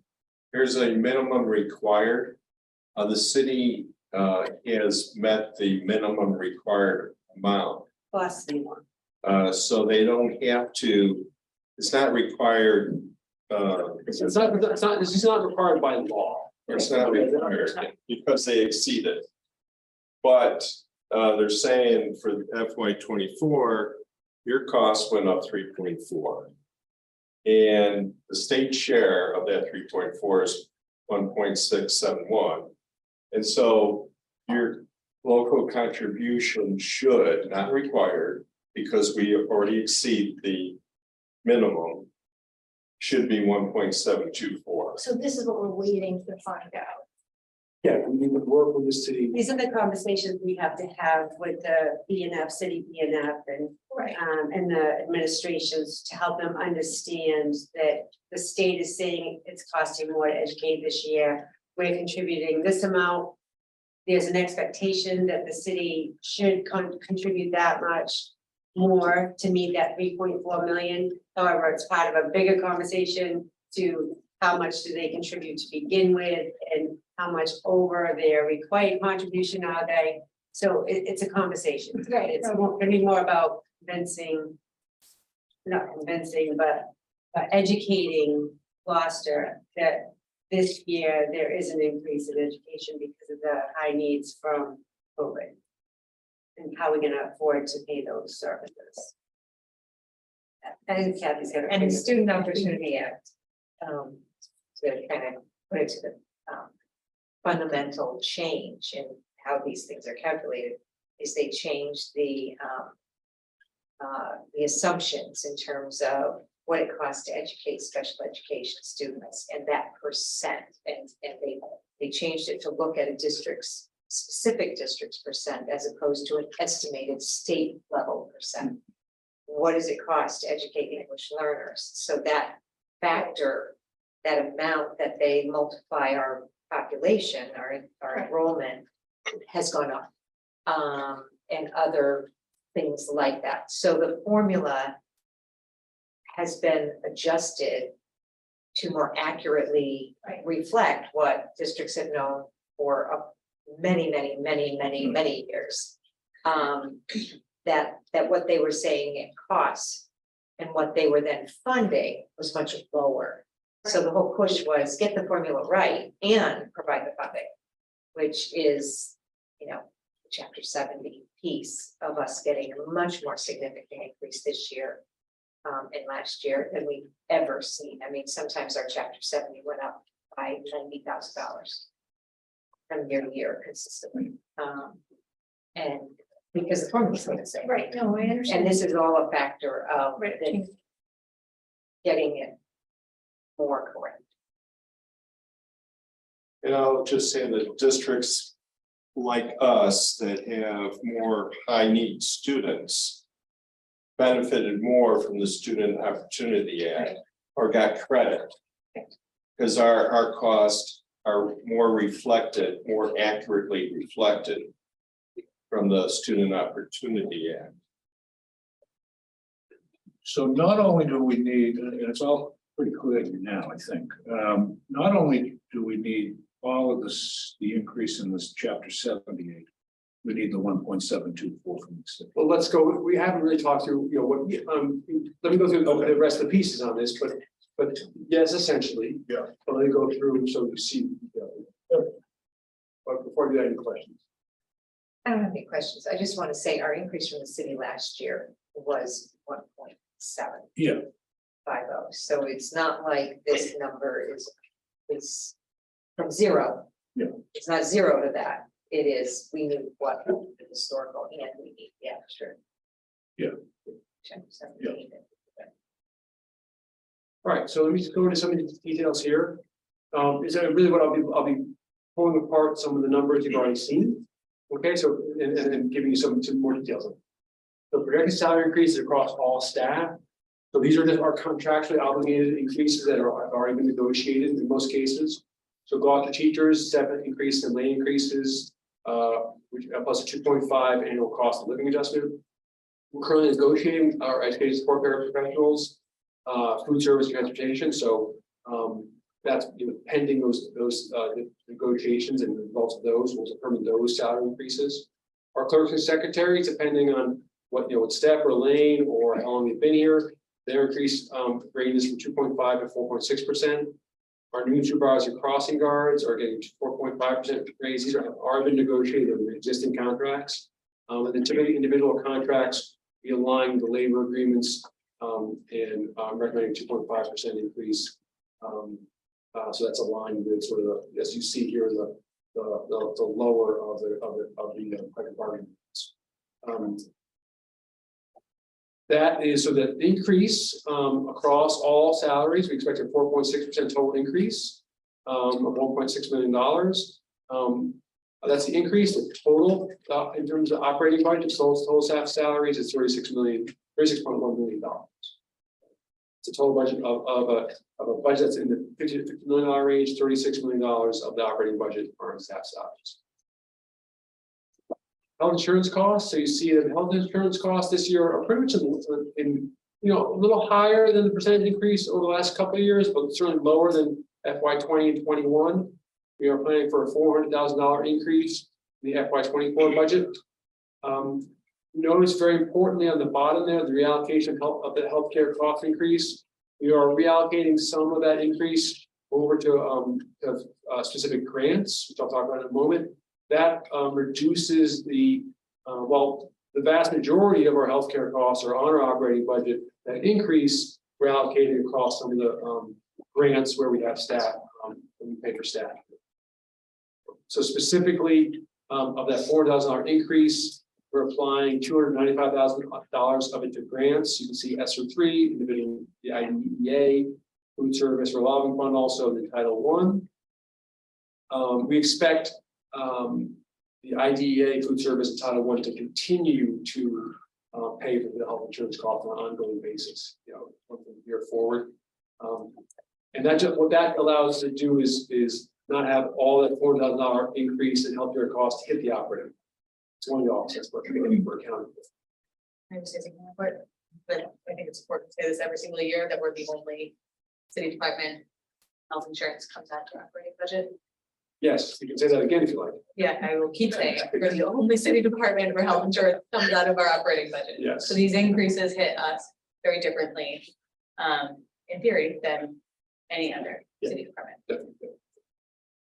Average tuition costs, again, getting the numbers here, we expect to have at least 53 students placed out of district. That's an increase of increase to $4.5 million, $4.48 million. So then the budget for average tuition looks like this. You see that $4.4 million on the top line, that's our expected tuition. But we have offsets and different pieces on that. We always had a special education tuition contingency. This contingency is higher than we budgeted last year because, as I've talked about, we anticipate more either move-ins or perhaps more placements. It's higher than it was this most recent year, or this current year, sorry.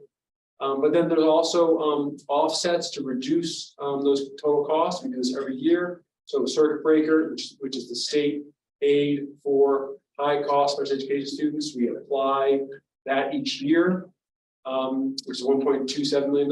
And then also we've been paying prepaying tuition as tuition every year for many years, long before I got here, and try to do as much of that as we can. So that will hit what the we'll hit the same level as we have in past years. That makes while the costs are 4.48 because of those offsets, the budget becomes 2.33 million. Down below here on the second table, you see the comparison between 2.3 million in the FY24 budget and 1.4 million in tuition in the FY23 budget. That's a $900,000 difference. So is where in the previous years we had a 1.3 or $1.7 million total budget increase, and I just tuition alone we're anticipating $900,000 tuition increase. Okay, very significant. I want to ask. So, I did a quick calculation that on a gross basis, it's almost $84,000 per student. Have students from. That's, yeah. These are the ESSER positions where in terms of ESSER, we've added some very significant positions in terms of like really making an impact on really supporting our our students with the most needs, academically and other ways. We want to continue to do that with these positions. And then just in terms of the broader context, that would take us 2 years in a 3-year plan to take on some very significant, positions which are making a significant impact. Counselors, or helping support our clinical staff.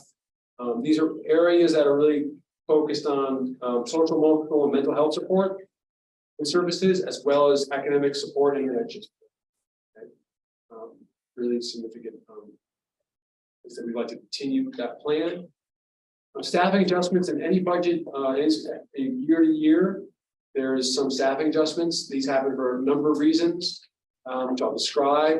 Enrollment fluctuations in particularly elementary grades, and then portion enrollment and enrollment fluctuation in grades 6 through 8 in high school. It also could happen from changing level of service needs or graduation of students with complex needs. So as special education needs shift, and that's higher or lower, that can cause the need for either more staffing or less staffing. And programmatic changes as well. And then also these things, if you're looking at reducing positions, can happen through attrition or retirement, so they don't impact current individuals that are still here.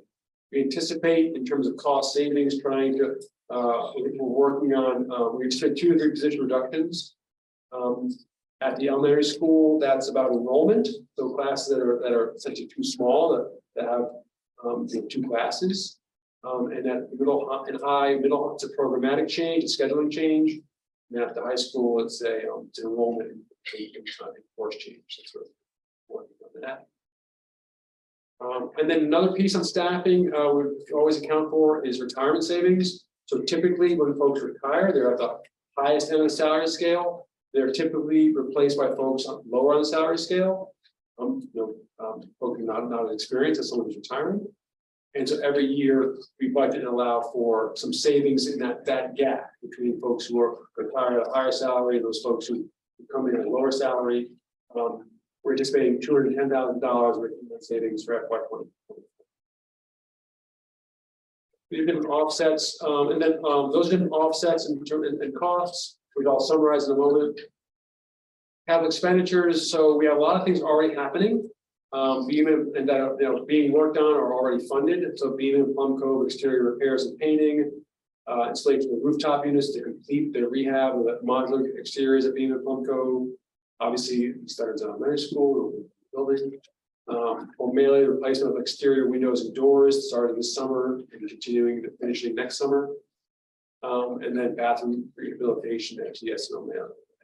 The one thing we are requesting.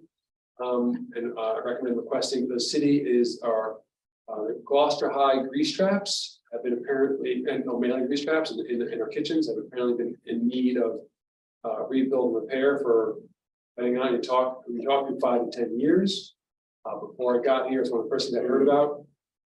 It's been daunting since. But we have in place a contractor and someone to do the work. We'd like to see if we'd like to request that the city pays that through their capital budget. So that's the detail of it all. And I'm going to just wrap up by summarizing. So you've seen this already. We have a $5.3 million increase in total costs, but that's offset in 2 different ways and things I've already described: staffing, salary adjustments, circuit breaker payments, health insurance offset. That's $1.7 million to reduce those expenses, and also requesting that from the capital reserve account for the city, we pay for those grease traps. So we subtract those 2 numbers from that total increase. It's summarized here. The first row is the summary of the increase in costs. Then we have the total offsets, the circuit breaker, salary savings, that sort of thing, $1.7 million. That gets to 3.67, and then the added request of the city capital reserve account, $700,000 from that, guess, $3.4 million. You'll remember what the state is saying we should contribute, or what the state is willing to fund, that combined, goes 3 point, so the state increase in chapter 70 state aid to Gloucester, $1.675 million. And the expected increase and determined increase that Gloucester should be able to contribute to the schools this year is $1.7 million. That adds up to 3.4 to the master funding request. So that's the funding request I'm recommending to the school committee. And hope you'll recommend to the city. You know, we can work with the city, make sure our schools are fully funded as I think they need to be. Can I just- So it's my same basic question as before. Thank you, Beth, personally. Very thorough and detailed. So in our budget summary, FY24 budget, our total funding request is $3,400,000. That request is, I'm just trying to understand, but $1,675,000 that is coming from the state. Yeah, so let me just, this might help, is this, through the chapter 70, state funding of education. Okay. The state each year through chapter 74 grants a certain amount of dollars to the city. Okay. So, as I said before, that's going to be $11 million and $11 million plus this year. Okay.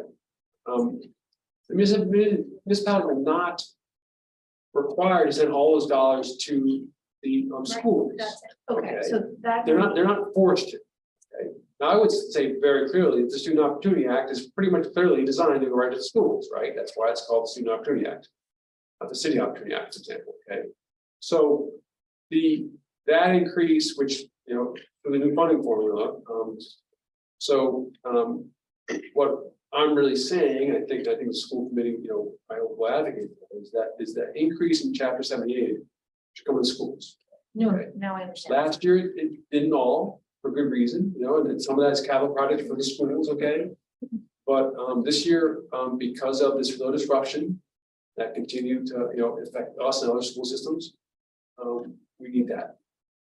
No, I understand that now. Yeah. In the terms of that it goes to the city, and we are request to the city Exactly. from the city. The aid that has been allocated to the schools, that's the piece. And then always, $11 million, plus goes from the state to the city to the, so the city always, is putting a very large portion of our funding, and they've been great to work with, okay? And so what we're also saying is that, the request is 1.725 from the city's tax base. That is comparable to what the state formula says local increase should be and can be from Gloucester building. So. This is probably a choice, but what is our percentage? Normally we see sort of a percentage increases. I don't see that. Yeah, no, so I don't think we have that in this presentation. You see, I'll just continue just a few things here. That's the overtime increase in the budget. You see certainly FY20 to FY24 is a larger increase than we've had in the past. That's pretty clear for the reasons I've stated.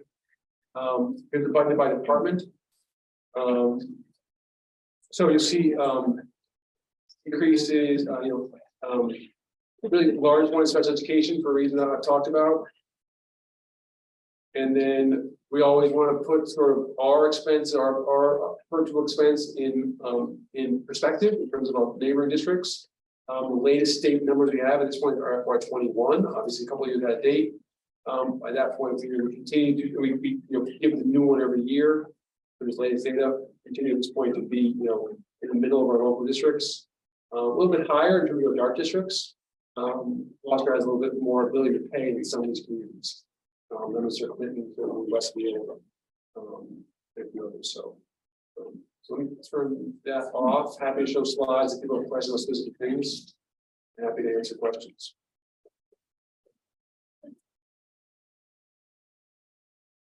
Pretty clear to me, it's a two-part solution. I mean, we gotta request policy chapter 70, increase in the, we gotta request chapter 78 and we need to see the city. Request that they increase that on the suggested amount from the new formula from the state. I will say it a little differently. I think the budget has been built to reflect the needs of our students, and we are requesting more. We're requesting the increase of $3.4 million.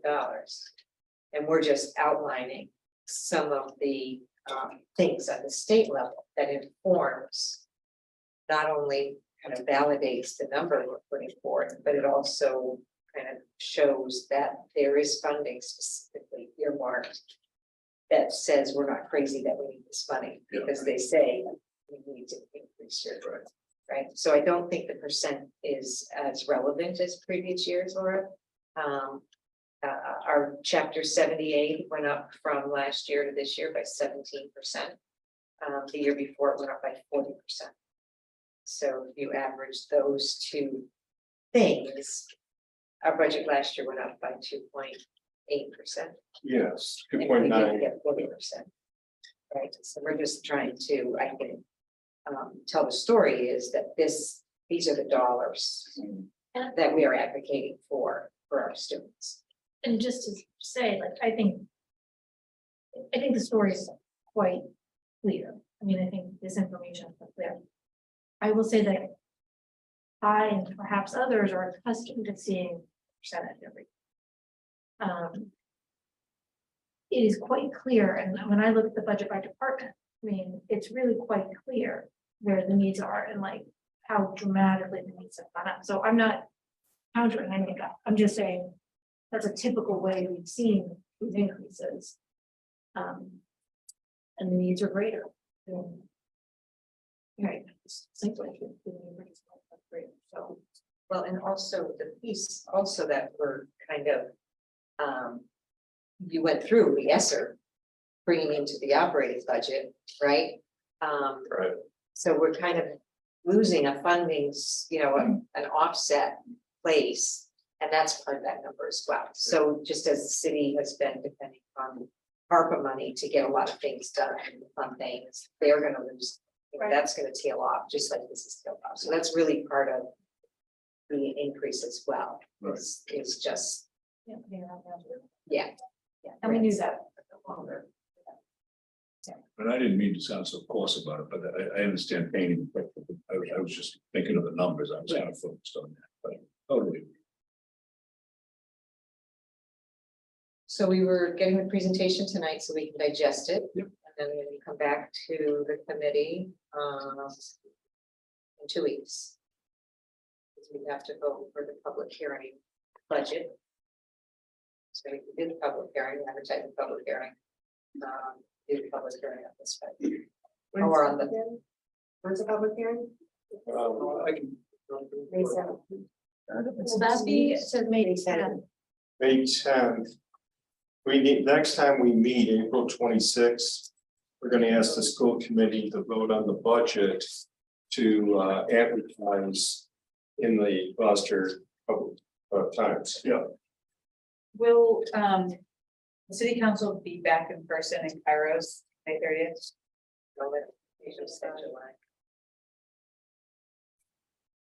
What was the question? Pam? I was hoping that city council will be back in person in Kairos on May 30th. And maybe we can make a suggestion, but I think it would be nice if they were in person. For Ben to present in person, not on a Zoom call. I mean, I would also like to be there in person. Right? Yeah. They're still meeting on Zoom. Yeah, but doesn't the president and the clerk sit at the harbor master's office in person and everyone else zoomed in, so that would be an opportunity for Ben to go in person to present the budget as opposed to Zoom, if you felt that made a difference. I might have, I think I present to Bina. Not sure if I present to city council. Yeah, he presents to the B&F. Okay. And B&F So is that's in now, person. that's hybrid, In person. so you can go in person. But the public, so the public hearing for the city council is not. On the 30th. Their hearing, I just, Yeah. the board is going to do something different in city council, I just can't keep it straight on this. So their subcommittees in person, Right, but do they have audience members? no, Right, I think that's the question, right? no. I think, but they can have guests, I mean, they have other people other than the So we can do it like we subcommittees. do it. Yeah, Yeah, exactly. yes. Yeah. They don't, But they don't, have the public go Yeah. into, it's not in this office, it's small. Yeah. I could've gone- Presentation to yeah. the DNF is the biggest hurdle. Yeah, no, it's very important. Yeah, it's all very important. You gotta work with administration we have in the past and work with city council as you know, clean up as we have in the past and.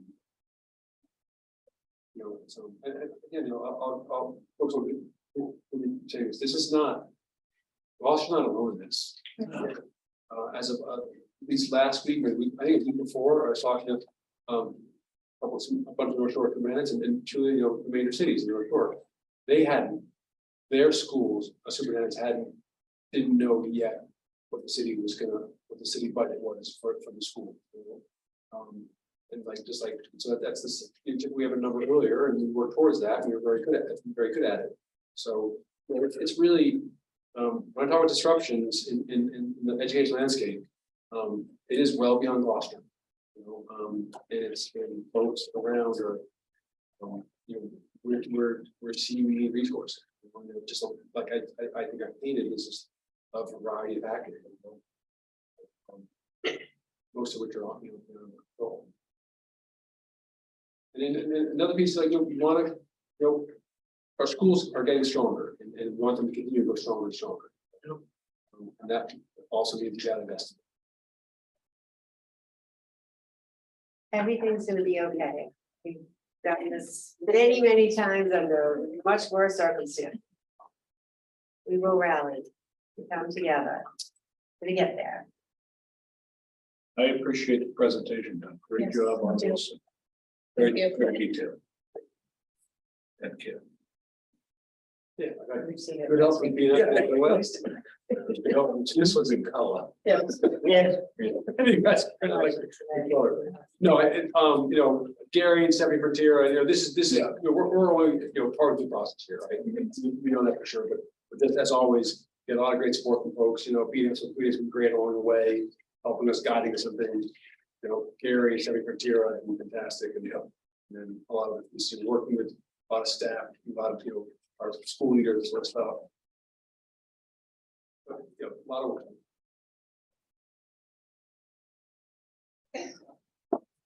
news, deliberations on education issues. And we have subcommittee reports, and there's building and finance subcommittee meeting on April 5th. I can talk to the promotion if you want, we just did that, you know, we just did that presentation. Go ahead. Have a report. Okay, so I'll give the report. I wasn't at the meeting because I had a family emergency, but I did watch the meeting on Zoom. And the biggest part of the meeting was the budget presentation we just saw, so I don't have to report that part. The meeting started off and a gentleman came in, I do not know his name, but he represents Ron Ranta. Rob Ranta. And he represents the Finnish community, working with the Gloucester 400 and in their attempt to celebrate and spotlight a lot of ethnic groups in Gloucester. He, representing the Finnish community, has come to the school committee to ask for permission to serve alcohol at a function that they are going to then regarding the Finnish community in Gloucester on October 28th at the O'Malley School. He is part of a group, not just local, but there's members from New York, all around New England, as far away as Arizona and possibly Canada that are going to come forward and present to the community as part of one of the events of the Gloucester 400 about the Finnish community, which landed mostly in Pigeon Cove and Rockport and Lanesville, I believe. And just with a no unfinished and came from that part of the community, so I was excited to hear about this and can't wait to go. But they're gonna serve a dinner. And it is who's catering it? It's Hello, rest. Willow Rest. Yeah, well, Willow Rest is gonna cater in the cafeteria and they're asking to serve alcohol for 2 hours. It's my understanding from what I heard in the conversation, they're gonna look to see if they can get alcohol donated. If not, they'll have to purchase it, but it sounds to me like it's a beer and wine affair. Yeah. For 2 hours while they have their dinner. So there was questions and answers by the committee on how it would work. And the end result was, it was a motion to recommend to the full school committee to approve service of alcohol on October 28, 2023 at the O'Malley School. And I so moved. Second. I do want to say, and I'll make this now, because this is gonna come before the alcohol board, I'm gonna choose not to participate in this vote, present. Because if it does get approved, I'll be part of the conversation down the road. Did you find out if minors were gonna be at the event? So it's a family event. Yeah. And they've done this before. We're not the first community that they've come forward to present this type of presentation. the only thing I would add to that is that I think you have to buy tickets for the dinner. Yep. And it's in conjunction with the Gloucester 400 event, so. And I'll also add that this is a very minor piece of what they're doing. They're doing this 3-day gathering celebration where they'll have, things about Finnish culture. They said there'll be a presentation on how a lot of Finns work with quarries. So a lot of real local. Something about a murder too, right? There's some, murder. There'll be entertainment that is, in line with their, with the culture. They'll have animators and music. They're expecting 100 to 125 people going through, but they, it'll be open to the public for fees for certain pieces, right? You have to see a presentation or whatever. So if you wanted to go to the dinner, you have to pay for the dinner. And he said, we just want to offer refreshments as part of that dinner. It wasn't like this is a cocktail hour in their dinner at all. It was like. That was my concern too, could kids just walk? in? Yeah, I mean, like, just control of the substance. It's not gonna happen. But the other question I was wondering about is, like, you said that there might want to receive a donation for the alcohol, is that right? So I just heard a quick blurb that, because obviously they provide the alcohol, and I think they had mentioned that someone may be donating to them because I believe they're a 501. Yeah, you say you need a 1-day permit, which you know about. My experience with 1-day permits with third parties at the music venue I work at, you need to go through a licensed distributor. Or if you are a nonprofit, you can have one. Yeah, from a licensed distributor. No, it could be anybody. Good. As long as they show the receipts to the licensing board to show that they obtained the license, alcohol legal. Yeah, people donate to nonprofits all the time. Okay. 2 questions. Why O'Malley? What's the draw here instead of other venues? Town. Isn't it space? The size is nice. I think I'm using that. Size. The cafeteria and the commons. I think the auditorium, the cafeteria, I do remember mentioning size for the dinner. I think it's. I guess I'm sort of wondering like Cafeteria. why schools versus other venues? Probably less expensive for a 3-day. They're using O'Malley for the 3 days. Yeah, Friday, Saturday. Different places. So you have to pull a building. Wait, so using O'Malley on a Friday? I believe it begins on a Friday. For dinner, right? No, the dinner's on Saturday from 4 to 6 in the afternoon.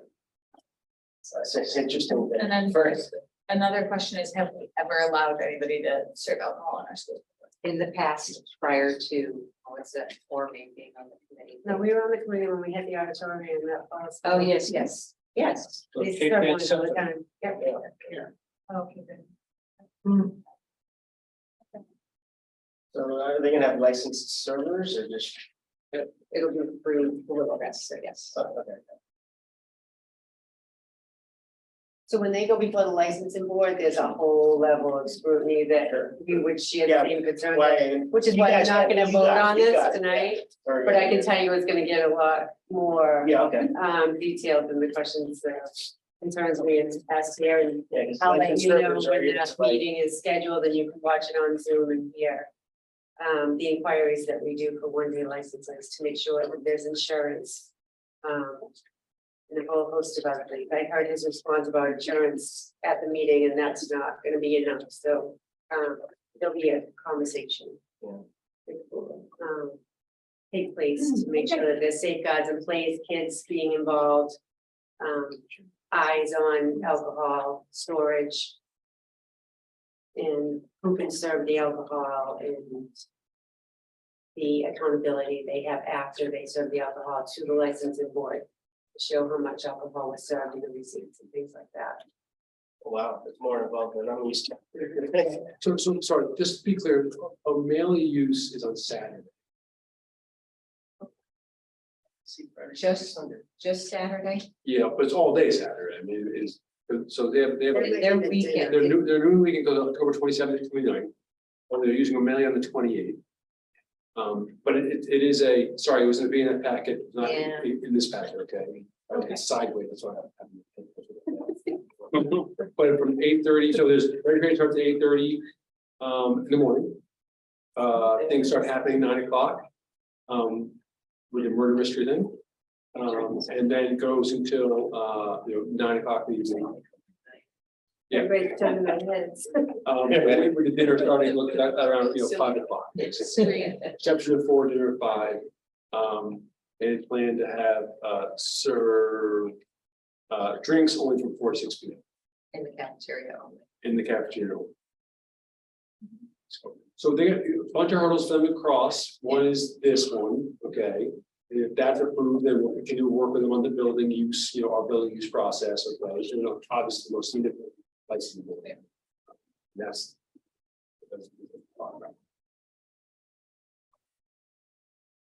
So, as Melissa said, she wasn't, there is a motion and I seconded it, but, Melissa wasn't there for our discussion, and I think we felt that it was part of this all encompassing wonderful celebration.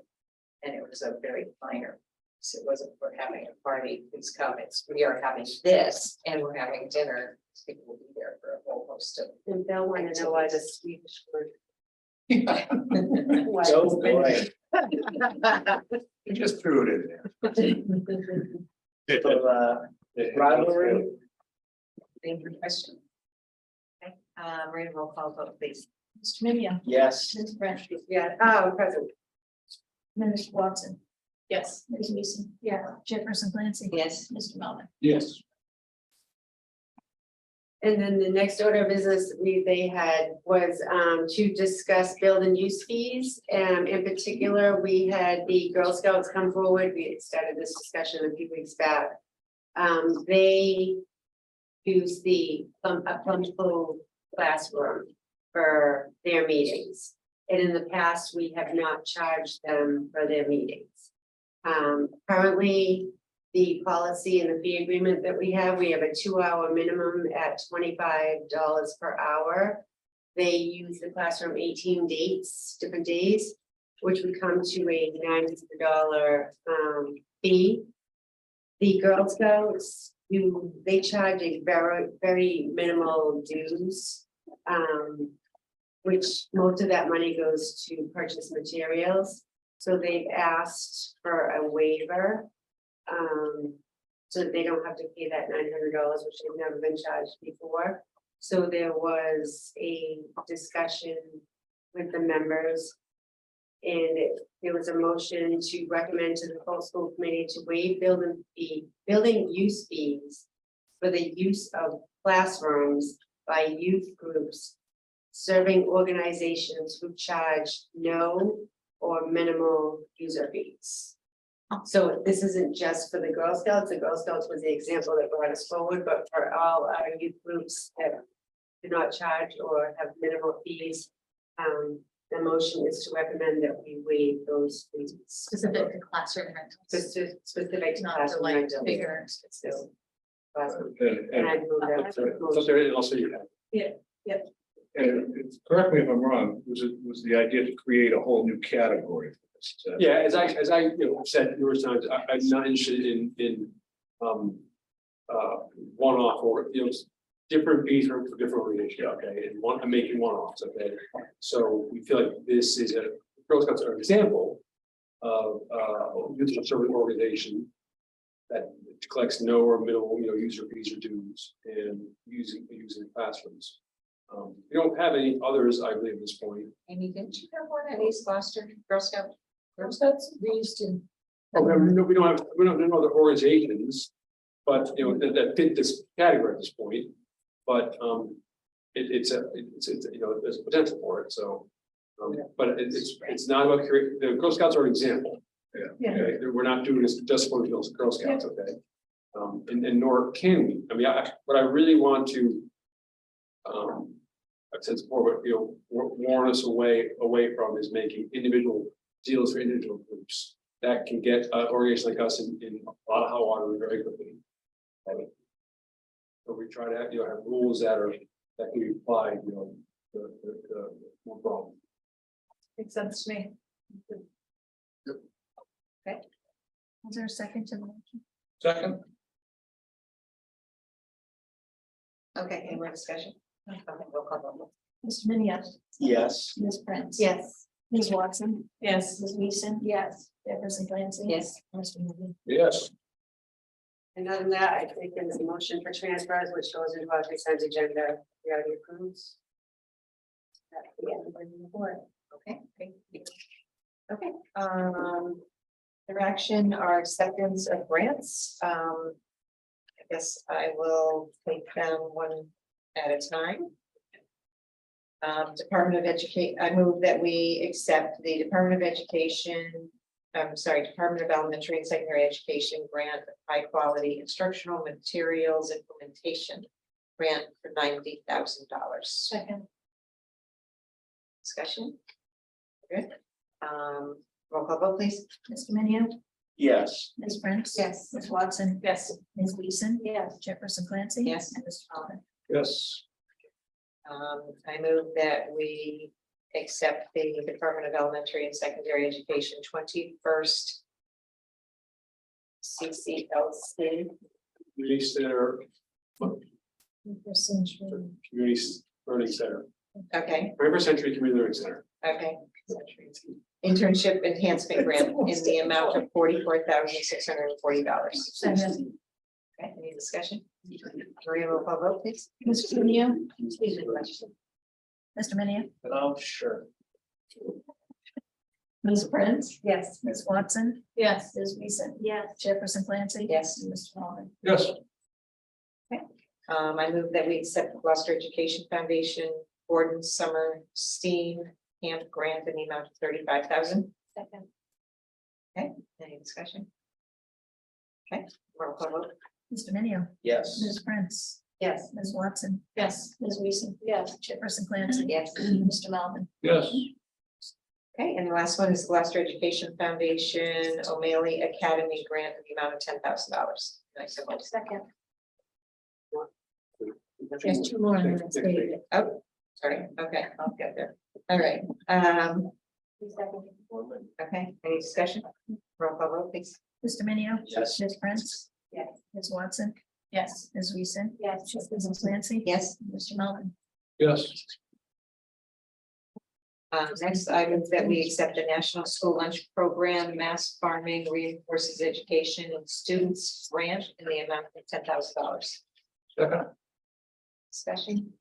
Roll call vote, please. Mr. Minio. Yes. Ms. Prince. Yes. Ms. Watson.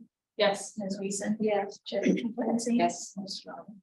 yes, I move that we accept the Essex County Community Foundation Grant, for Gloucester High School each program in the amount of $18,707.17. Second. Any discussion? Is this a new grant? Yes. This is for, Brenda Walls heard it, and it is bringing in 4 new machines for advanced manufacturing. Okay. Excellent, thank you. Roll call vote, please. Mr. Minio, Yes. Ms. Prince, Yes. Ms. Watson. Yes. Ms. Weason, Yes. Chairperson Clancy. Yes. And Mr. Melvin. Yes. This concludes the action. The last item is the East Veterans Elementary School update. Looks amazing. Yeah, you have folks saw it, so I did not let you know I wasn't gonna be there on Saturday, I'm sorry about that, so Mr. Fusco. Anyway, that's it. The staff is gonna see it again tomorrow. As you know, we have this standing agenda item always at the end of the meeting. Today I have a more significant update that I want to share with folks. But just quickly say that things are proceeding on schedule. You saw what it looks like. Great. Staff is there tomorrow. But I do want to give you an update on the news of the project team. Needs to report. I need to report to you, and then the project team will put the school building committee tomorrow. Okay. There's also information I'll talk about. We're also informing the staff about it too. But it's an update that is very unlikely to impact the schedule. But because there is a small chance that it will, we want to make sure the school committee and school building committee know about it, as well as the staff. Okay. So this is about the electrical switch here. Thing I never moved out to recently. Okay. For Lily, for like almost a full year. Let me say this. Our project team, as I think you know, has done a remarkable job in those difficult circumstances through the pandemic, really through the pandemic, right? With all the ins and outs of design, permitting, manufacturing, delivery, and as you know, we're talking about today, like literally the assembly of hundreds of thousands of components to build this building. Doing really well.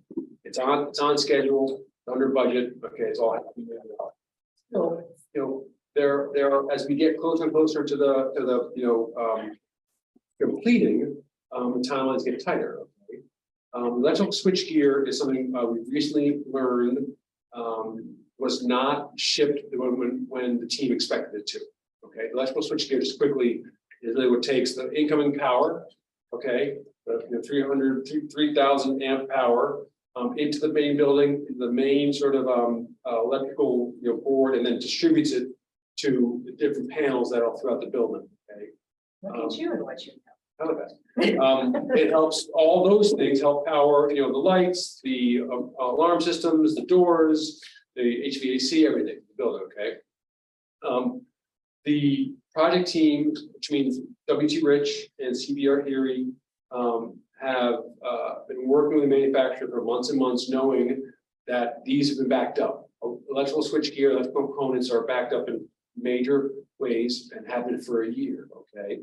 At one point, it was like it's typically a 10-week time frame in terms of manufacturing shipping. It went to 20. Now some things are at 50 to 70 weeks. Okay, so they've been working with the manufacturer, and for 6 months, manufacturer have been telling us that the shipping date was April 5th. And April 3rd, they said, "Only kidding."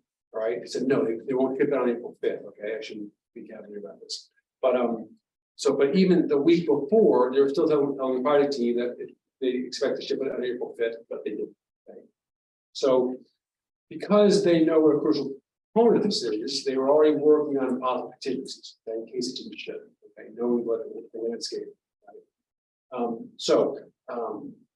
We want to be very clear that I'll describe to you the contingencies that are already have in place, already working on to minimize the risk of this making a difference at all. Okay. We have a school building committee meeting tomorrow. If that was scheduled in 2 weeks, this might likely be resolved by then, but we want to update the school committee, school building committee, to probably update you. And we also went and talked to staff earlier today. So the things that they're working on in terms of contingencies and making sure that this all sorts out the way it's scheduled to is first applying a lot of pressure to the manufacturer. I've had 3 meetings with them in the last few days. And also their upper level management. The manufacturer already said that they're accelerating this, they're prioritizing it, and they're looking at, like a early August delivery, okay? That's the worst news. The 2 better options that they're working on, which are much more likely to happen, much more likely to follow is their contractors have already identified very similar equipment that can be used as either temporary or permanent solution. That sort of timeline would be about 6 weeks. Okay, and then perhaps the most likely one is they've also identified equipment that can be leased that would be installed temporarily. That's very similar to the permanent switchgear, and that could be available in 1 to 2 weeks.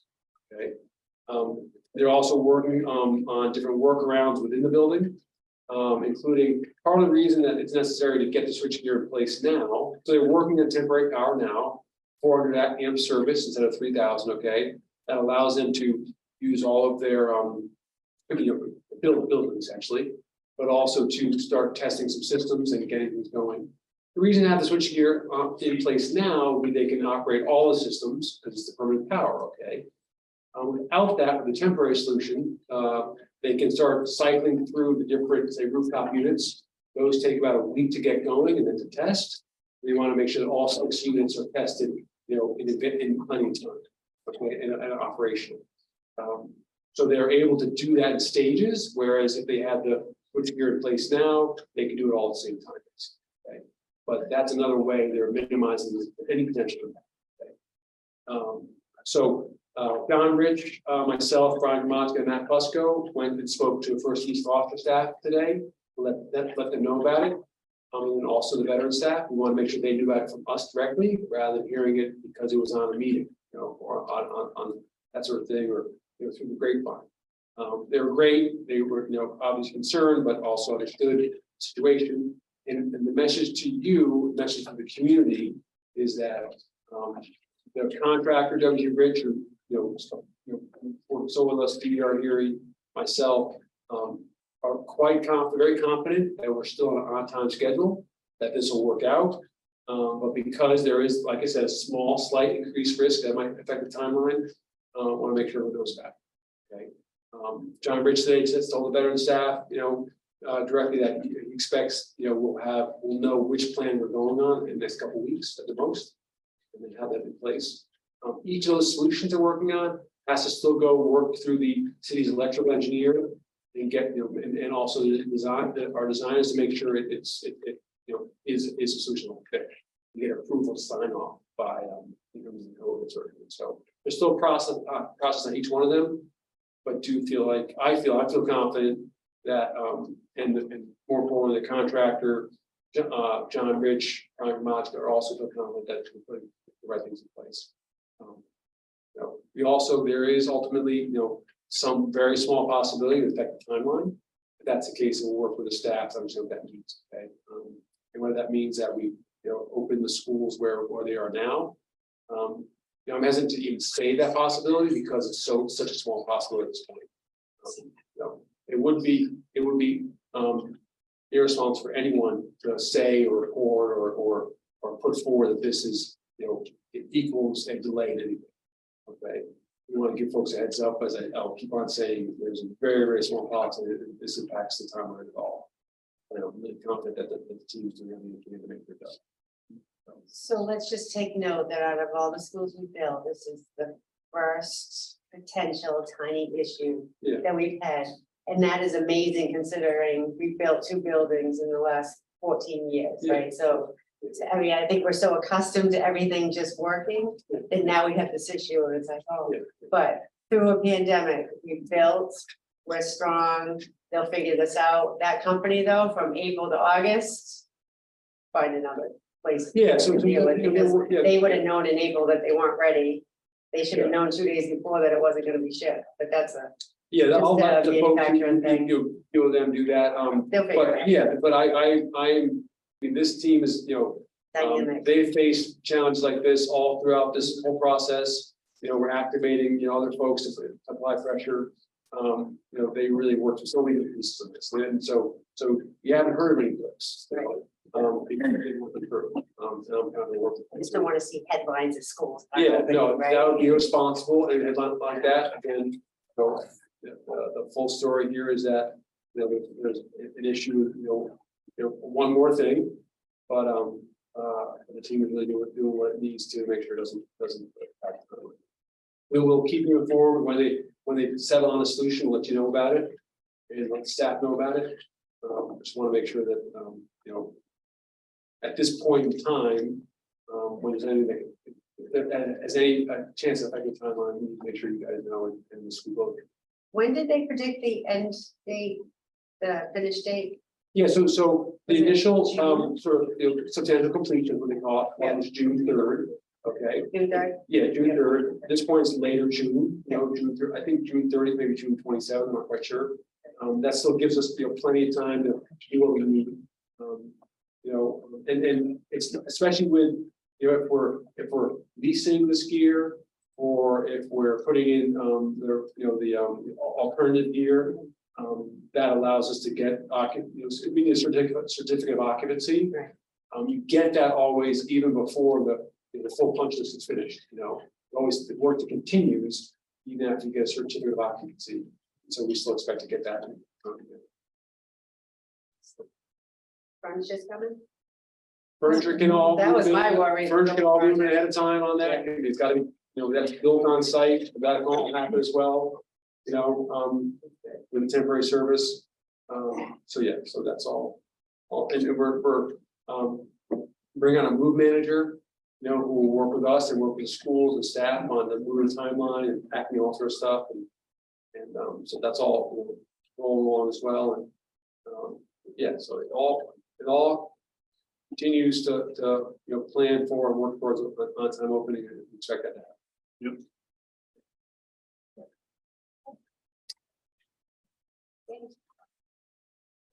Do you have any new business?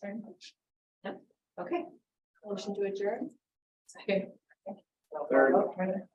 Mr. Minio, Yes. Ms. Brent. Yeah. Ms. Watson, Yes. Ms. Lisa. Yes. Chairperson Clancy. Yes. Mr. Maloney. Yes. Thank you. Okay. Good night, everyone.